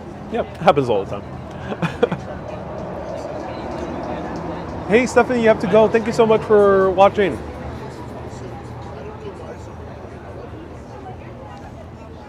All right, everyone. I'm staying on for 30 more minutes. Let's make this a nice 2-hour philosophical chat. So I'll stay on for 30 more minutes.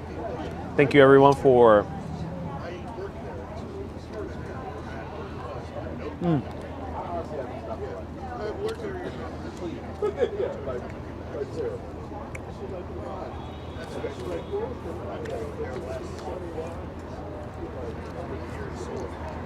So, I won't answer personal questions, but I'll say I'm single. Do I cook? Yes, I do. Shields. What about rave music in Berlin? That, one of my ideal live streams is to do a history of rave music in Berlin, all live video, while actually going to a real rave. I've been wanting to do that since I started Urbanist. I think it will be the coolest history video ever. I'm not sure how the audio would work, but I think that would just be really cool. A live stream about the history of rave in a rave. Let me know if you're down for that in Berlin whenever I go. Alec, no, I'm not. What's your favorite wine? I like red wine. I'm not so deeply into wine. Actually, I like a little bit more white wine now. I'm not so deeply into wine, so I can't really name anything, but I tend to just ask the person if I'm going to a place where there is wine, where people love wine, or it's a wine country. I just ask the person what they recommend. And if it's within a reasonable budget, I'll try it out, regardless of what it is. How loud are people there? Not so loud. Is this because of all the cars? Poker says, you is cute though. All right, thank you, Poker. I appreciate it. I have no doubt about that. Thank you. What are your thoughts on death? Asked Melody. Am I afraid to die? Melody, that's a serious question. I'm not so afraid because I feel like will be something more. So I'm not so afraid. I think life is more akin to a dream. When you wake up, you will be like, sometimes be like, oh, damn, I wish I would have kept on dreaming. That was a good dream. And then you kind of forget about it throughout the rest of the day. Or you wake up from that dream and you're like, oh, thank God that's over.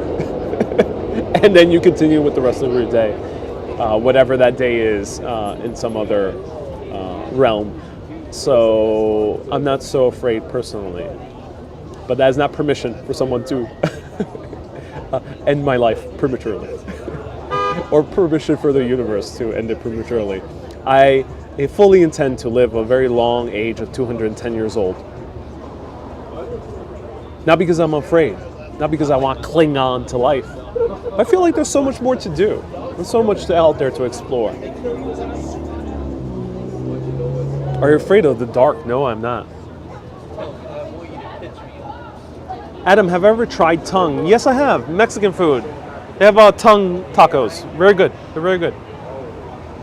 Can someone be cursed and never have luck in life? More adventure. That's a question that deserves a whole lot more bigger discussion. But I would say you live this life and you can choose how to move forward. No one is ever truly stuck. And while things may be against your favor for countless different reasons, there's always a way forward. And usually that way forward, and this is going to sound very hokey, very cloying for many people, the way forward is love. You introduce a little bit more love into your life, love into everything you do, love into the people you encounter, love into every step you make, love into every bite you have, love into every person you meet. That is a recipe for good in your life. Whatever that good might be, but you're bound, I think, almost as a universal law to have something, to have a better life if you do it with love. You're bound for it. It's like I would challenge you, anyone who's listening, to find an example of someone who lived a very loving life, who was a truly great person and had everything go wrong. And you might say to yourself, that if everything went wrong, no one's going to remember them. We have plenty of horror stories. We have plenty of horror movies. Is there ever a real horror movie, for example, even in the realm of cinema, is there really ever a horror movie where the character is fully loving the entire way through the movie and they die anyway, a terrible death? It usually doesn't happen. Will there be a Thanksgiving Christmas parade? No, unfortunately not. Christmas markets are being canceled. The only one I think that's going through is Bryant Park. So no. One of the thoughts that accompanied me from early childhood is that I want to be forever alive. But who's to say that this life is the only life?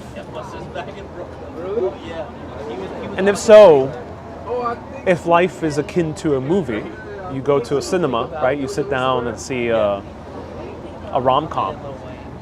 Would you want to be in that rom-com forever? Would you want to sit in that cinema for all eternity? Ask yourself that question.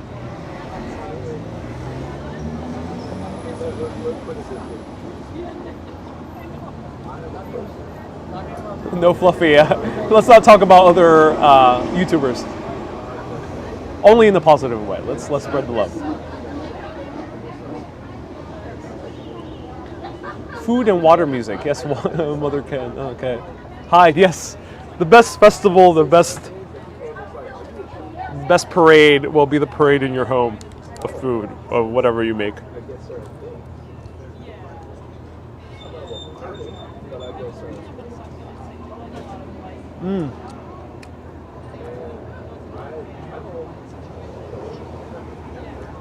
No Fluffy says, if I talked about politics or finance, I would talk about the Rockefellers.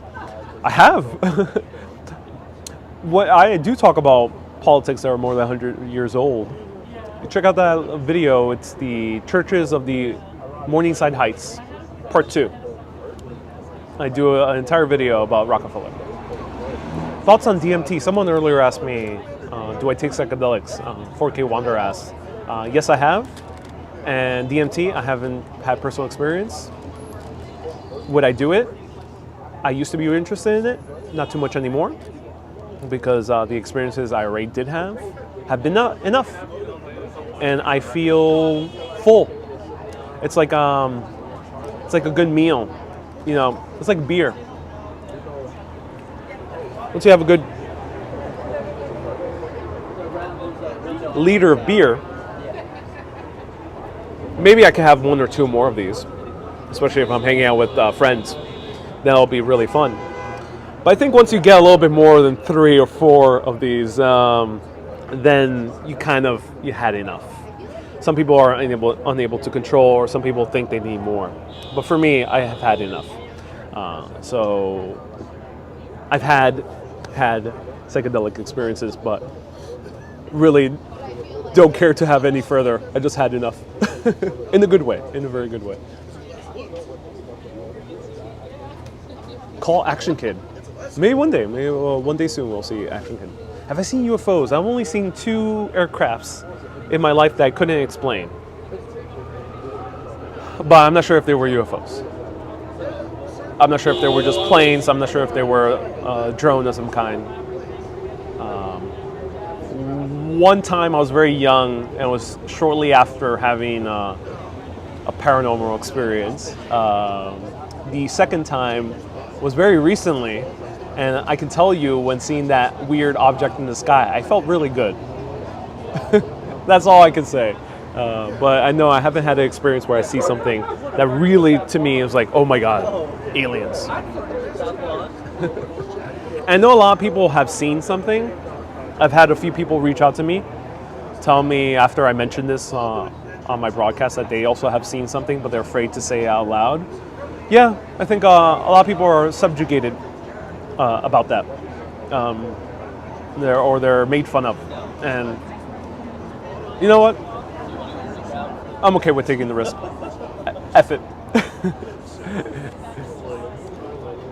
Sorry, weed is legal in Canada. It's also more so here in New York City. Lori, hello.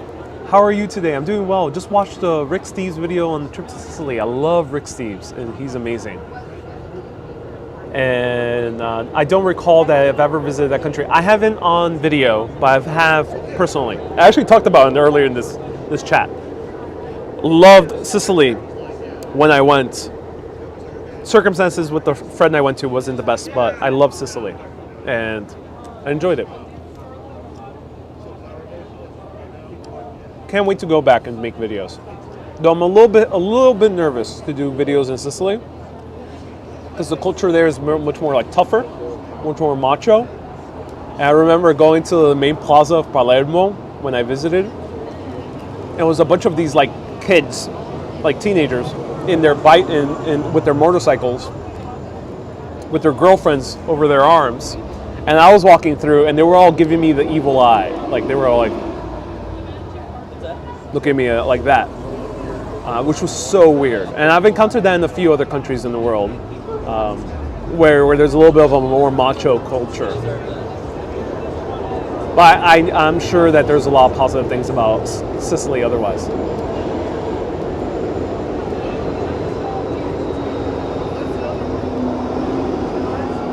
So someone asked, do I believe in ghosts? I do.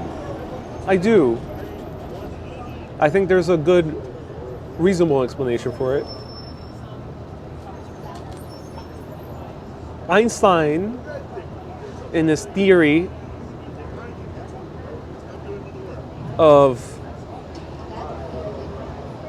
physics, said that energy cannot be created nor destroyed.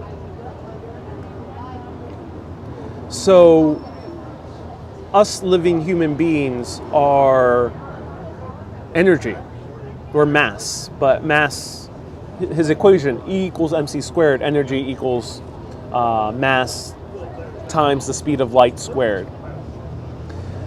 Energy and mass are mutual, and energy could be solidified to mass, and mass could be converted into energy. For example, we burn fossil fuels to make energy, or we have water passing through a turbine to make energy. But energy itself cannot be destroyed, according to the common scientific understanding. So if energy can't be destroyed, what happens to whatever energy powers us as individual human beings? Is it just mechanical impulses from neurons in the brain? Maybe it's just that, maybe. But who's to say,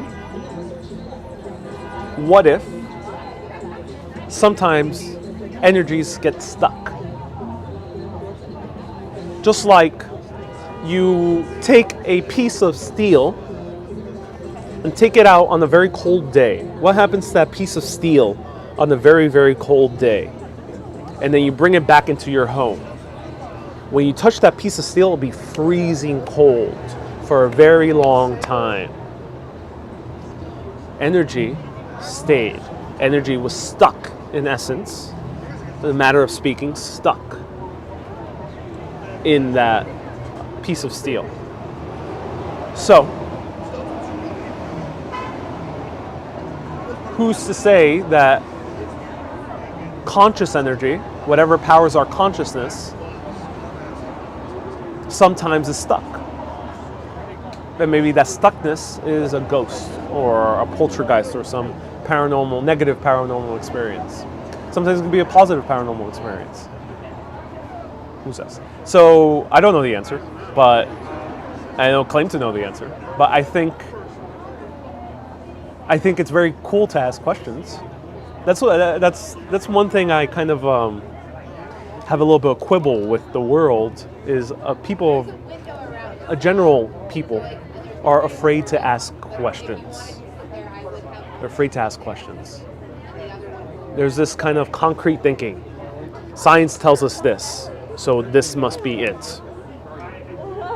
Sometimes people take it the opposite direction, which we clearly see in our country here in the US, where people are saying nothing is true, everything is up to speculation.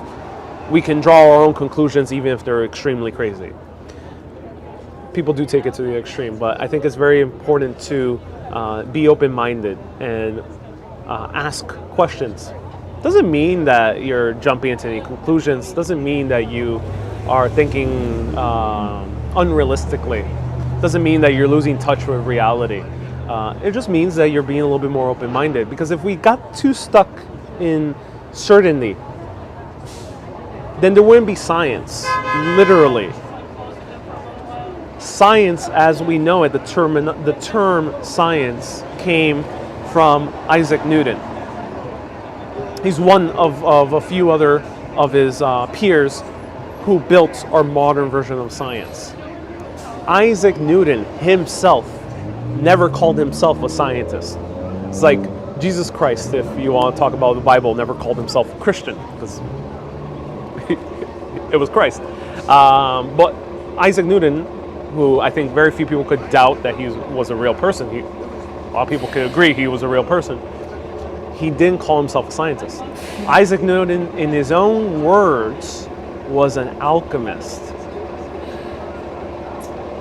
Alchemist who believed in things that were not necessarily tangible so he can more understand the world. Isaac Newton was just a little bit more smart in solidifying a process to get to better answers or to have better questions. He just solidified that process, and that's called the scientific method. And that said, that's why I think it pays off to be a little bit more open-minded, a little bit more flexible with your thinking. Because what do you have to lose? What do you have to lose to say aliens are real or not? What do you have to lose to say positive thinking doesn't work? Or it does work? What do you have to lose? What do you have to lose to say law of attraction is real? You don't have too much to lose if you entertain those ideas. Kurihara says I look like him. Like Isaac Newton, maybe with the glasses. I'm not sure if he had glasses. Do you think a ghost has to have a horrible death to be stuck? I think that might be the case. Nags. Kathy says my philosophy is there must be something to it. Otherwise, why would we still be talking about it? Yes, right. Christopher says this is deep. Indeed. Of course, do your own research, like I say with all my. Sorry, my mask fell off. Do your own research, like I say with all my history videos. Even with history, be a little bit more critical, because history is written down. And who writes history? A historian or some type of writer. They put it down in text and they codify it into a book. And we read this book and we think to ourselves, oh my God, this is 100% true. Be a little bit more critical than that. Because even a book is written by a perspective of one individual. Sometimes it's peer reviewed, which is the case with academic writing. So there's a few other people who agree on the perspective. But even then, it's a few people agreeing on the perspective. It's not to say that we have to distrust every single book ever written or every single academic institution. Don't take it that far. But I think it's important to continue thinking for yourself, to continue being discerning for yourself, rather than thinking everything that is true has already been told, or thinking that nothing is true, they're all lying to us. Living life in the extremes has never ever been a good idea, as you can read in countless stories, may they be biographies of actual people who have lived, or countless movies. You'll see in countless stories, whenever someone lives on the extremes, it all goes to shit. Either you live a life that's very boring, or you live a life that's very tumultuous and goes very downhill. Either way. Don't live life in the extremes, I think. I think there's always path of least resistance, the middle way. And that's why it pays to be a little bit more critical. And the reason I can learn history at such a quick pace, because I've done 2,000 plus videos, and I've learned history very, very quick pace. Very quick pace. The reason I've been able to do that is because I'm able to be open-ended. I've been able to ask questions, and that has helped me be more flexible in learning history. Because, for example, archaeologists, I respect them deeply. It's wonderful. Academia is a wonderful thing, but the thing is with archaeologists, for example, one example, is that they just study pottery for a decade or 2 or 3 or 4. And just pottery. They get stuck on the pottery. They try to learn the history of an entire civilization by the thing that they find most plentiful, which is just pottery. And that's an admirable pursuit.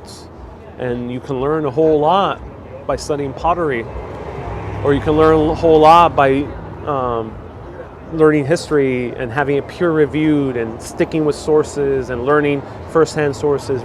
You can do that, but you go slower. And there's nothing wrong with going slow. We need those people. We need those historians. We need those scientists. We need those medical professionals. We need those archaeologists. We need those people. Those people are very crucial to our world. And those people so many of them are doing things that are beautiful to this world. But we also need the other way. We also need people who are willing to go a little bit faster, like me. I'm not a historian. If I were to make a video where I have to source everything, write a bibliography, make sure I check out my first-hand sources, I would be making a history video once a month at most. It'll be once every 2 months. Like some other great history YouTubers, like Cynical Historian is one of them. He does a video once a month. It would be much slower. All right. I need a glass of whiskey with many different things.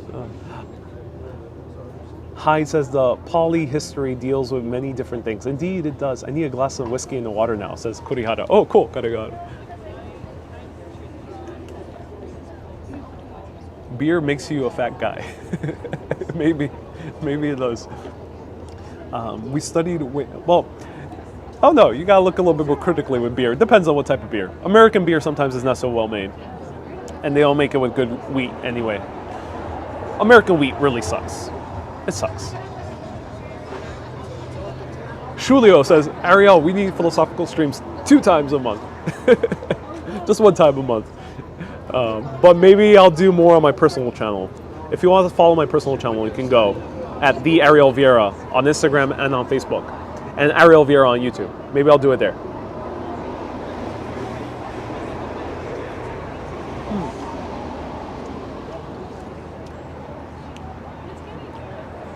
Melody says, have you been to Oktoberfest? No, not yet. I can't wait to go. Abby asks, how do I feel about nihilism? I think nihilism is okay, so let me explain what nihilism is for people who don't know. Nihilism is the belief that everything is meaningless. Everything is meaningless. And because everything is meaningless, why bother? Why bother doing anything? Or why care about what you do? That's the gist of nihilism. Nihilism can be very healthy. I am so grateful I read Dostoevsky, who's one of the fathers of nihilism. He wrote an amazing book called Note from Underground. And he also wrote Crime and Punishment. However, nihilism can be a trap. Because you can look at nihilism either two ways. Everything is meaningless. Everything is meaningless. Why bother? I should just give up right now. Who cares? And for Facebook, I don't accept friend requests, but you can feel free to follow me, my content. Everything is meaningless. Everything is terrible. Why bother? And then you kind of get down and you just give up, and you can. It's a good path to depression, says Melody. You're right, Melody. It's a straight path to depression. It's also in the early stages is very anxiety-inducing as well. Nihilism in the wrong hands, everything is meaningless. In the wrong hands, it gives permission for people to do anything, even if it means harming others. That's very dangerous as well.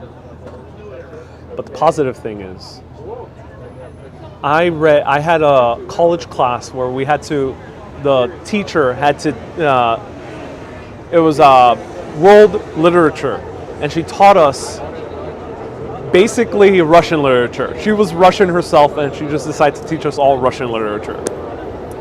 And we got to the part of nihilism.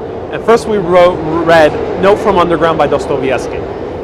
And this book is considered the first book of nihilism. And basically it's about a man who overanalyzes everything. Everything is super overanalyzed. So much so that the climax of the book is him, slight spoilers, is him, earlier in the book, he got bumped by a random dude that he walked past by in St. Petersburg, Russia, on a cold night. And he sees this dude on his usual walks. And after that bump, he decided to one day walk in that same path and not move.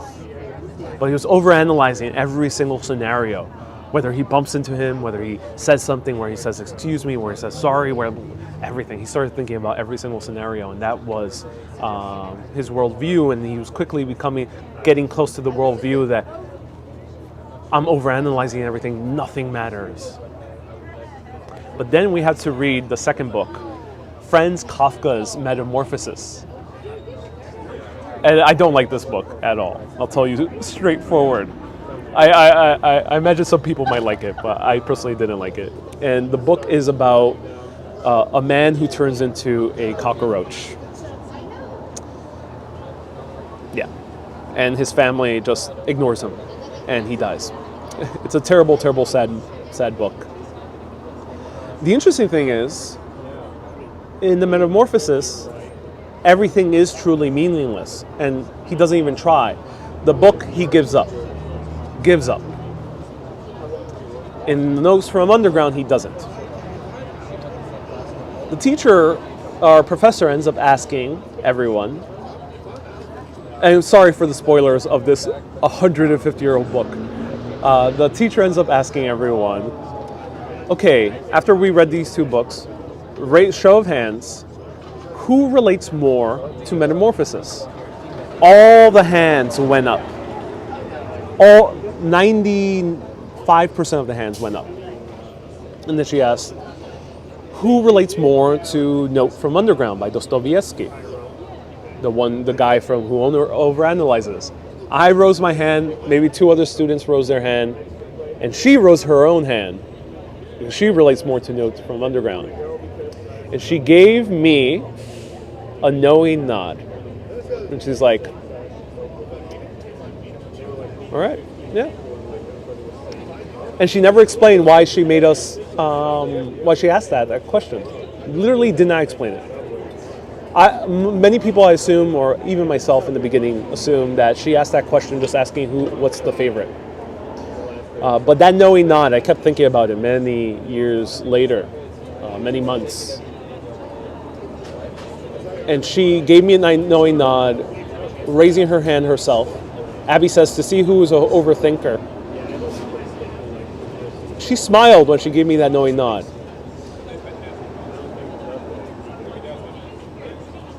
To me, I ended up realizing, because this professor had a positive disposition. She was a very nice woman. She was also young, and she loved her work. And I kept thinking about it, like, why would she ask us that question? Why would she pick note from underground? And it all came to me at once, and I realized, oh, almost everyone raised their hands for Franz Kafka. Because everyone, a majority of humans in this world, choose to give up. They feel like they turned into the cockroach, and that's that. They die. But no, from underground, the man, in the context of the story, realizes everything is meaningless, but he continues trying anyway. And that's why she gave me that knowing nod. Because she knew that me and those other two students were the very few in the class that in their lives, even though everything can seem meaningless, will keep on trying.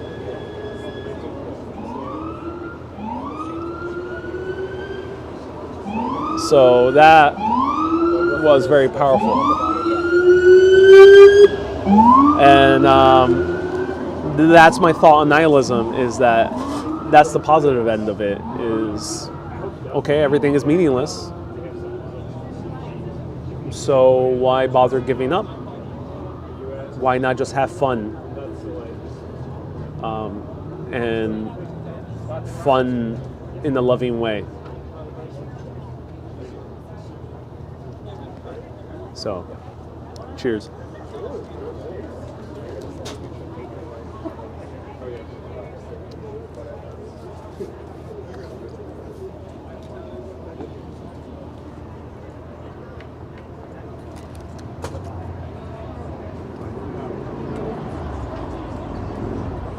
Robert says he's a lawyer in DC. And he says, you're welcome. All right. Robert, I'm not sure what you're referring to. Maybe you're referring to the current news. Thank you. Whatever you're doing in DC.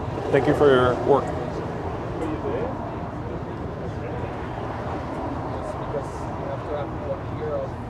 Manu says, God loves you and gives you purpose. Yeah, indeed. Indeed.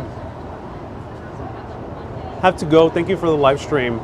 I love it. My real name is Delta Elise. Oh, thank you so much for watching, Delta. I appreciate it. Beautiful name.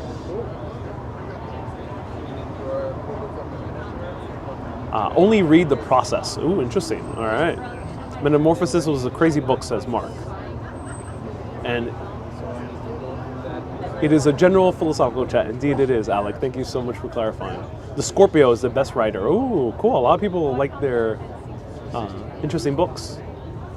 Are you a Jane Austen fan? I love Jane Austen. I haven't read the books, but I love the movies that the books that are based on the books. Absolutely love Jane Austen.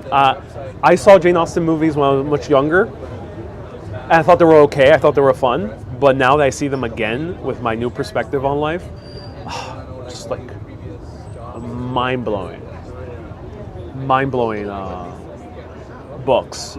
She has a true depth to her stories that they seem on the surface to be quirky romantic comedies about women struggling with class and romance, and then at the end getting the guy.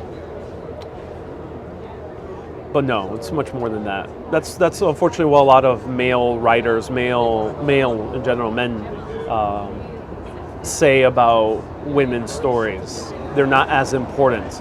because they don't have guns, they don't have violence, they don't have big philosophical prose. That's unfortunately what happens.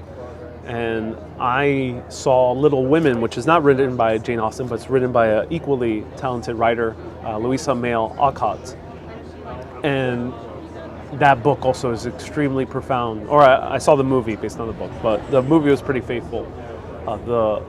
Such a profound story that it's not just a story about some little women, some women hanging out about in their town of Concord, Massachusetts, and falling in love. It's not. It's more than that. It's way more than that.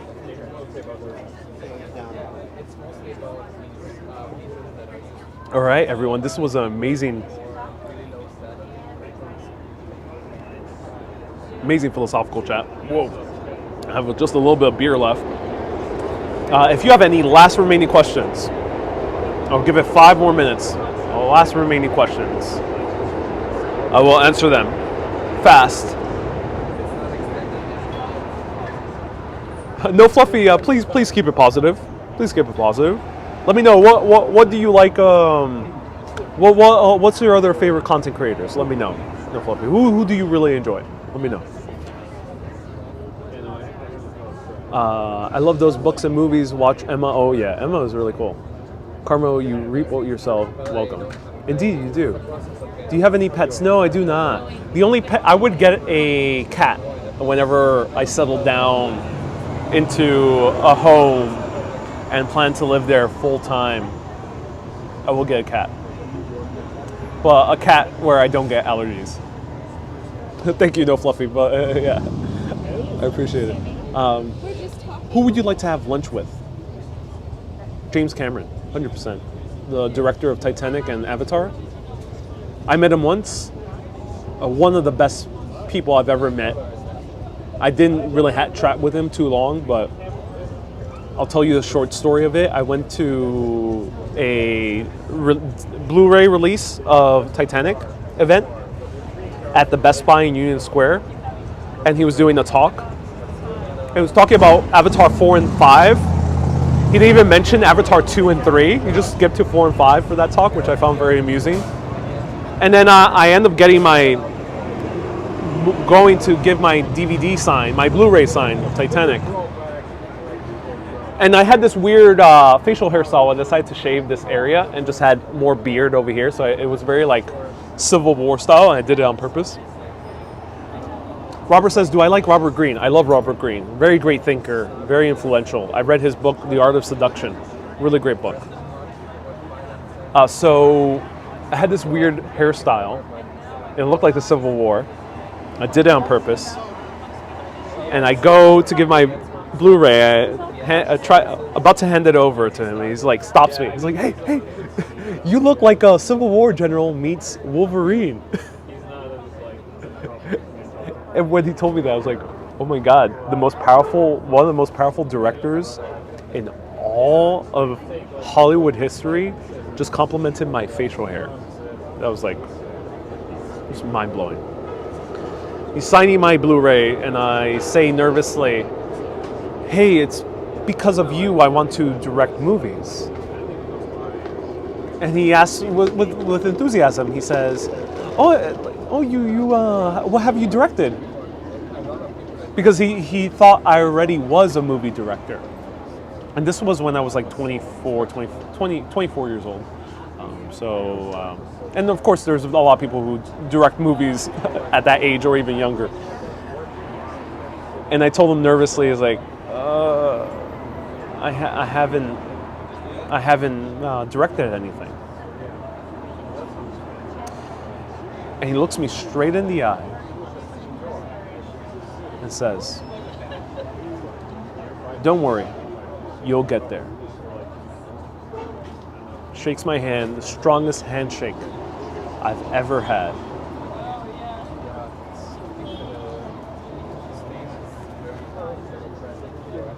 And the way he said that just instilled so much confidence in me, because if James Cameron thinks I'll get there, and he didn't say that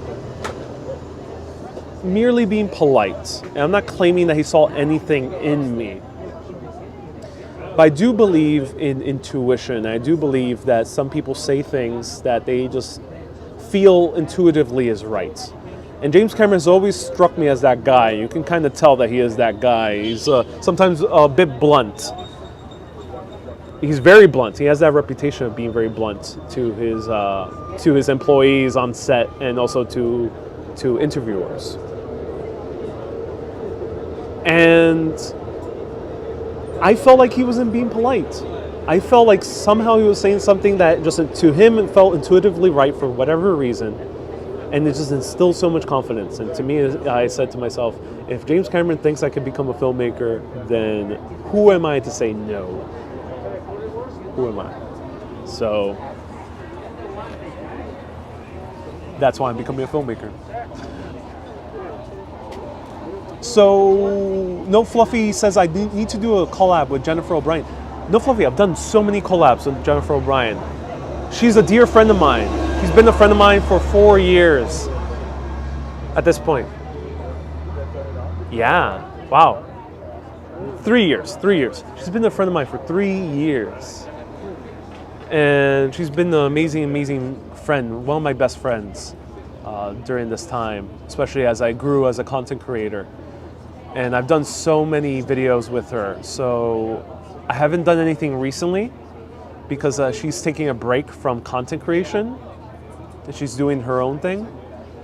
But go back to my other videos and you'll see that we collaborated.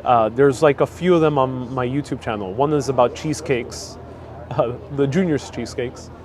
I have another one about the history of, I forgot. There's a few others.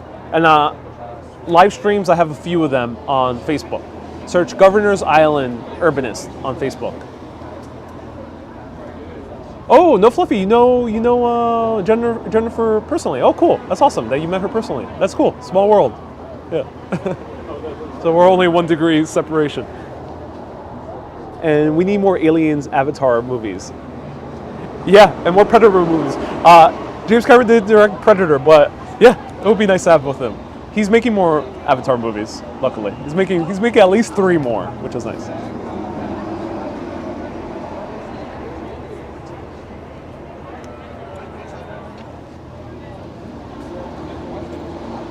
You don't have your own brush and easel. Sorry to hear that. Says Dickens. You don't have to own your own brush or easel to hear that. Yes, indeed. Yeah, you don't. She's also Puerto Rican. No, my friend Jennifer is Italian, Irish descent. Ari, be careful going home. Yeah, I'm very close. I'll get there very safely, very quickly. All right, let me drink a little bit more.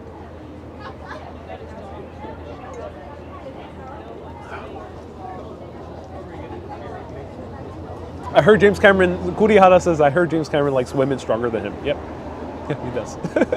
I don't think it's any coincidence that his films feature very strong women. Well, you have Princess Lakaroo again as Toyosio. I would love to. I don't know what I would do with her. What type of collaboration we would do. Maybe when dance events start again, maybe I can feature a dance event with her and explore it. Maybe something like that.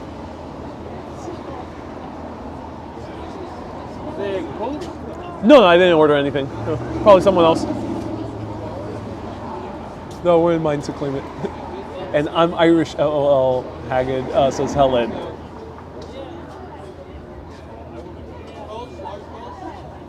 And don't forget to tell us where you're at. Yes, I will do. Chug, Ariel, and I believe he's right. You have that drive, says Loma. Oh, I'm glad. The universe started with sound. As I asked, what did the universe start with? Well, the common scientific understanding is it started with a big bang. But isn't it interesting that every religious text, almost every religious text, if you look deep enough to any religious text, they said that the universe started with the word. or with a sound, right? The word. Bang probably made some type of sound. It's interesting. Interesting that every single religious text says the universe started with the word. And science says it started with the bang. What does that say to you? For me, at least, it says that words are incredibly powerful. For example, why do we say spell for both magical spells and for writing words? It's because magical thinking or magic or sorcery or whatever you would call it, or alchemy, before our understanding of science or even before our understanding of natural philosophy, believe that everything started with a word. An intention, says 4K Wanderer, yeah, intention, a word. So words are immensely powerful according to many, many traditions across our world.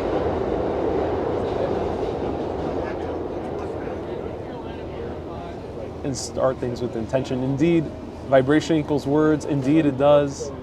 You have artistry and creative deeply rooted in you, says Ronald. Oh, thank you, Ronald. I appreciate that. Hagd means good day or good night. So Hagd. Oh, thank you, Helen. I appreciate that. And I am all my life dreaming that I predicted things, all precisely or circa. Oh, cool. And now you have your list full. That's awesome, Elisa. And Kay says, I love these chats. Oh, so glad you do. Wow, it's been it's feel like a long time. Let me know if you enjoyed this. Do I like the show The Big Bang? Not really, not so much. I find the humor there a little bit juvenile in my opinion, but there's nothing wrong with juvenile humor. But it's not my style. Though a show that is similar in its just basic premise that I like is the IT Crowd. It's also about nerds, but the nerds are done differently. It's a British show, so it has more British humor. I also don't like Seinfeld too much. Not my type of humor too much. I love British humor way more than I love American humor. When it comes to American humor, I really love things that are a little bit more kind of outlandish, like How I Met Your Mother. Outlandish and sincere, like How I Met Your Mother. Or George Carlin. Atypical is very much a Big Bang theory. And Elisa, thank you so much for the stars. I'll watch the replay. I'm lost. Oh no, Irene, you're lost. Irene, it was just a philosophical chat. All right, so Kay would like a dramatic reading. So Kay has been watching for a very, very long time, and I'll dedicate a poem to you. They're all love poems, so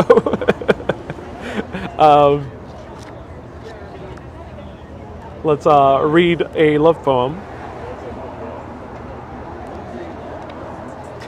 for all of you. Let's see. And he has it in Spanish and in English.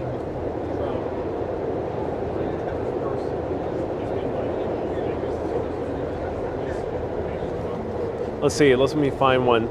Will I be live again tomorrow at Saturday 1 p.m.? Where will I be? I don't know.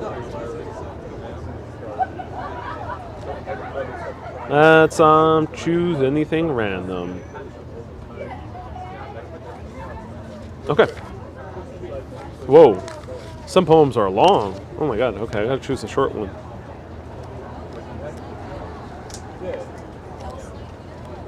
Okay. The Dream. He says it in Spanish and in English, so I'll read Spanish first because I'll read it the way he read it, because he had a very particular way of reading his poetry, and there's recordings of Pablo Neruda.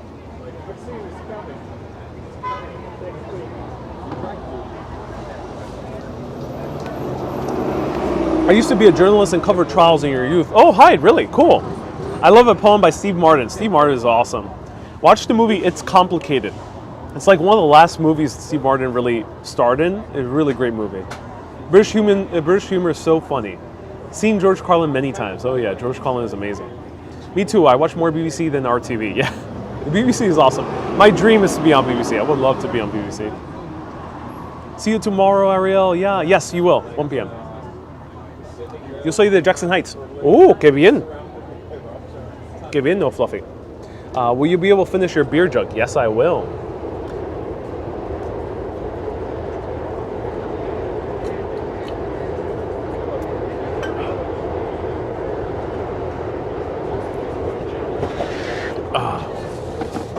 All right, everyone. To finish off, I'm gonna read it first in Spanish, and then I'll read it in English. Spanish, I'll do his style.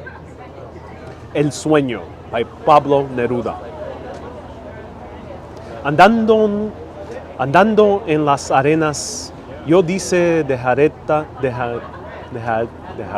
Okay, I gotta start again. I'm not so used to reading Spanish poetry, so excuse my initial fumbling. El sueño. Andado en las arenas, yo decidí dejarte. Pisaba un barro oscuro que temblaba y hundiéndome y saliendo, decidí que salieras de mí, que me pesabas como piedra cortante y elaboré tu perdida. Paso a paso, cortarte las raíces, soltarte sola al viento. Hay un minuto, corazón mío, un sueño, con sus alas terribles te cubría. Te sientas, traga por el barro y me llamabas y no acudía.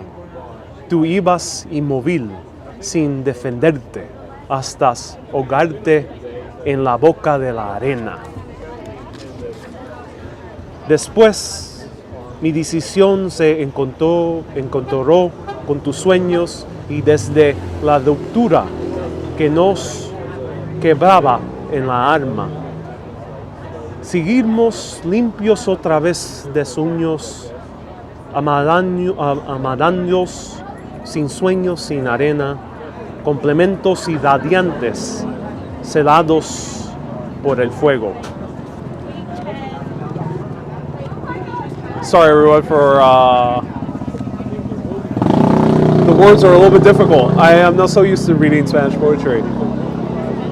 But he writes absolutely beautiful. He uses some very long words. The dream.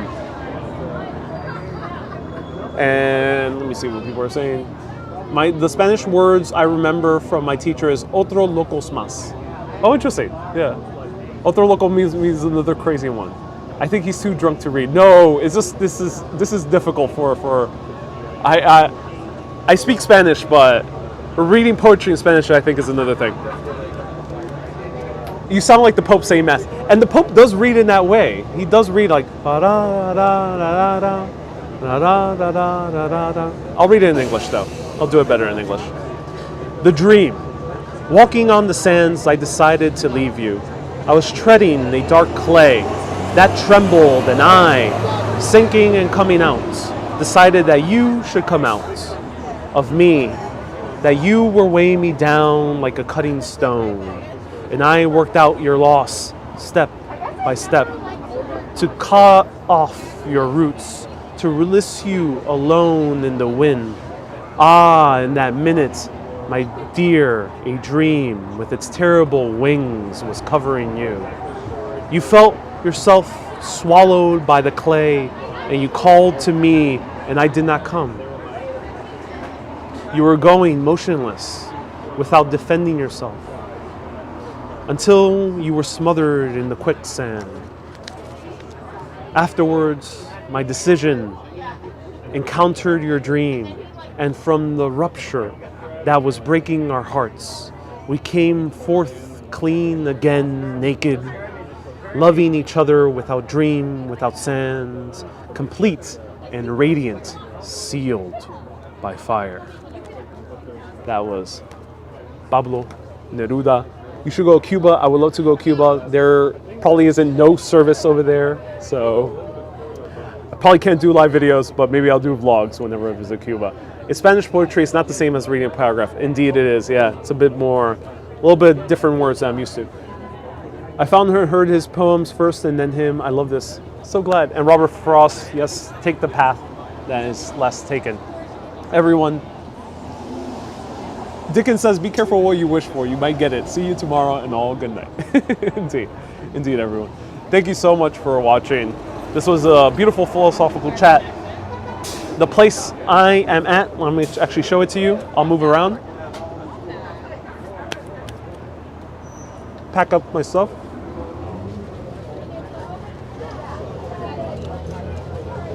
I'll show you where I'm at.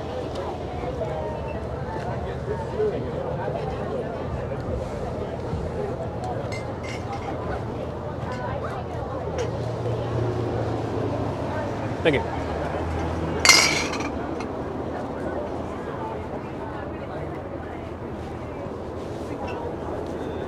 And hit that like button. Oh yeah. So these are special chats, only happens once a month, and I'll do another one in December. Stay tuned for that. And of course, regular chats. It'll be probably the first Friday of December. First Friday of December. Let's stick to that. First Friday of December. Thanks for the nice small talk. My pleasure. All right, let me show you the location before I bid you adieu.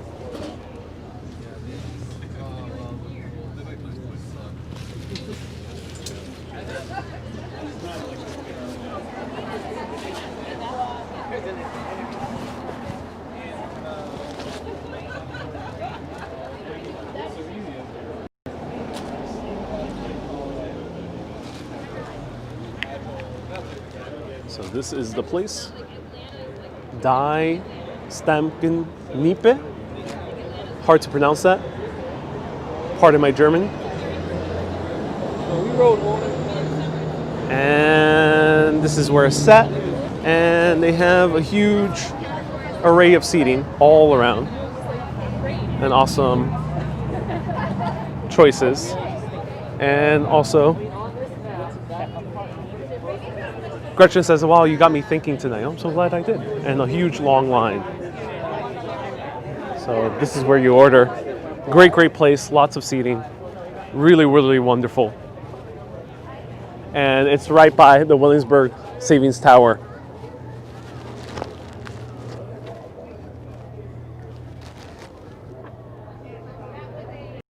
All right, that is it for me, everyone, from DSK is the shorthand for it. That's how you can also find it as DSK on Google. Great, great beer place. Really wonderful food. Really wonderful service. Really good prices. I ended up spending about $31 for that, plus tip, which is pretty reasonable for New York City for a gigantic beer. And that beer ended up getting me a little bit tipsy. So if you're sensitive, it will do its effect. So everyone, thank you so much for the philosophical chat, for all the amazing questions. Sorry I couldn't get to every single question, but I hope you enjoyed the chat nonetheless. And stay tuned. I'll have these once a month, so next one will be first Friday on December. But tomorrow, back to our regular programming where we explore history, food, and culture of cities all around the world. But for now, it'll just be New York City. Have a good day, everyone. Bye-bye. Bye-bye. Have a great day. Keep being awesome and always keep on exploring. Have a good day.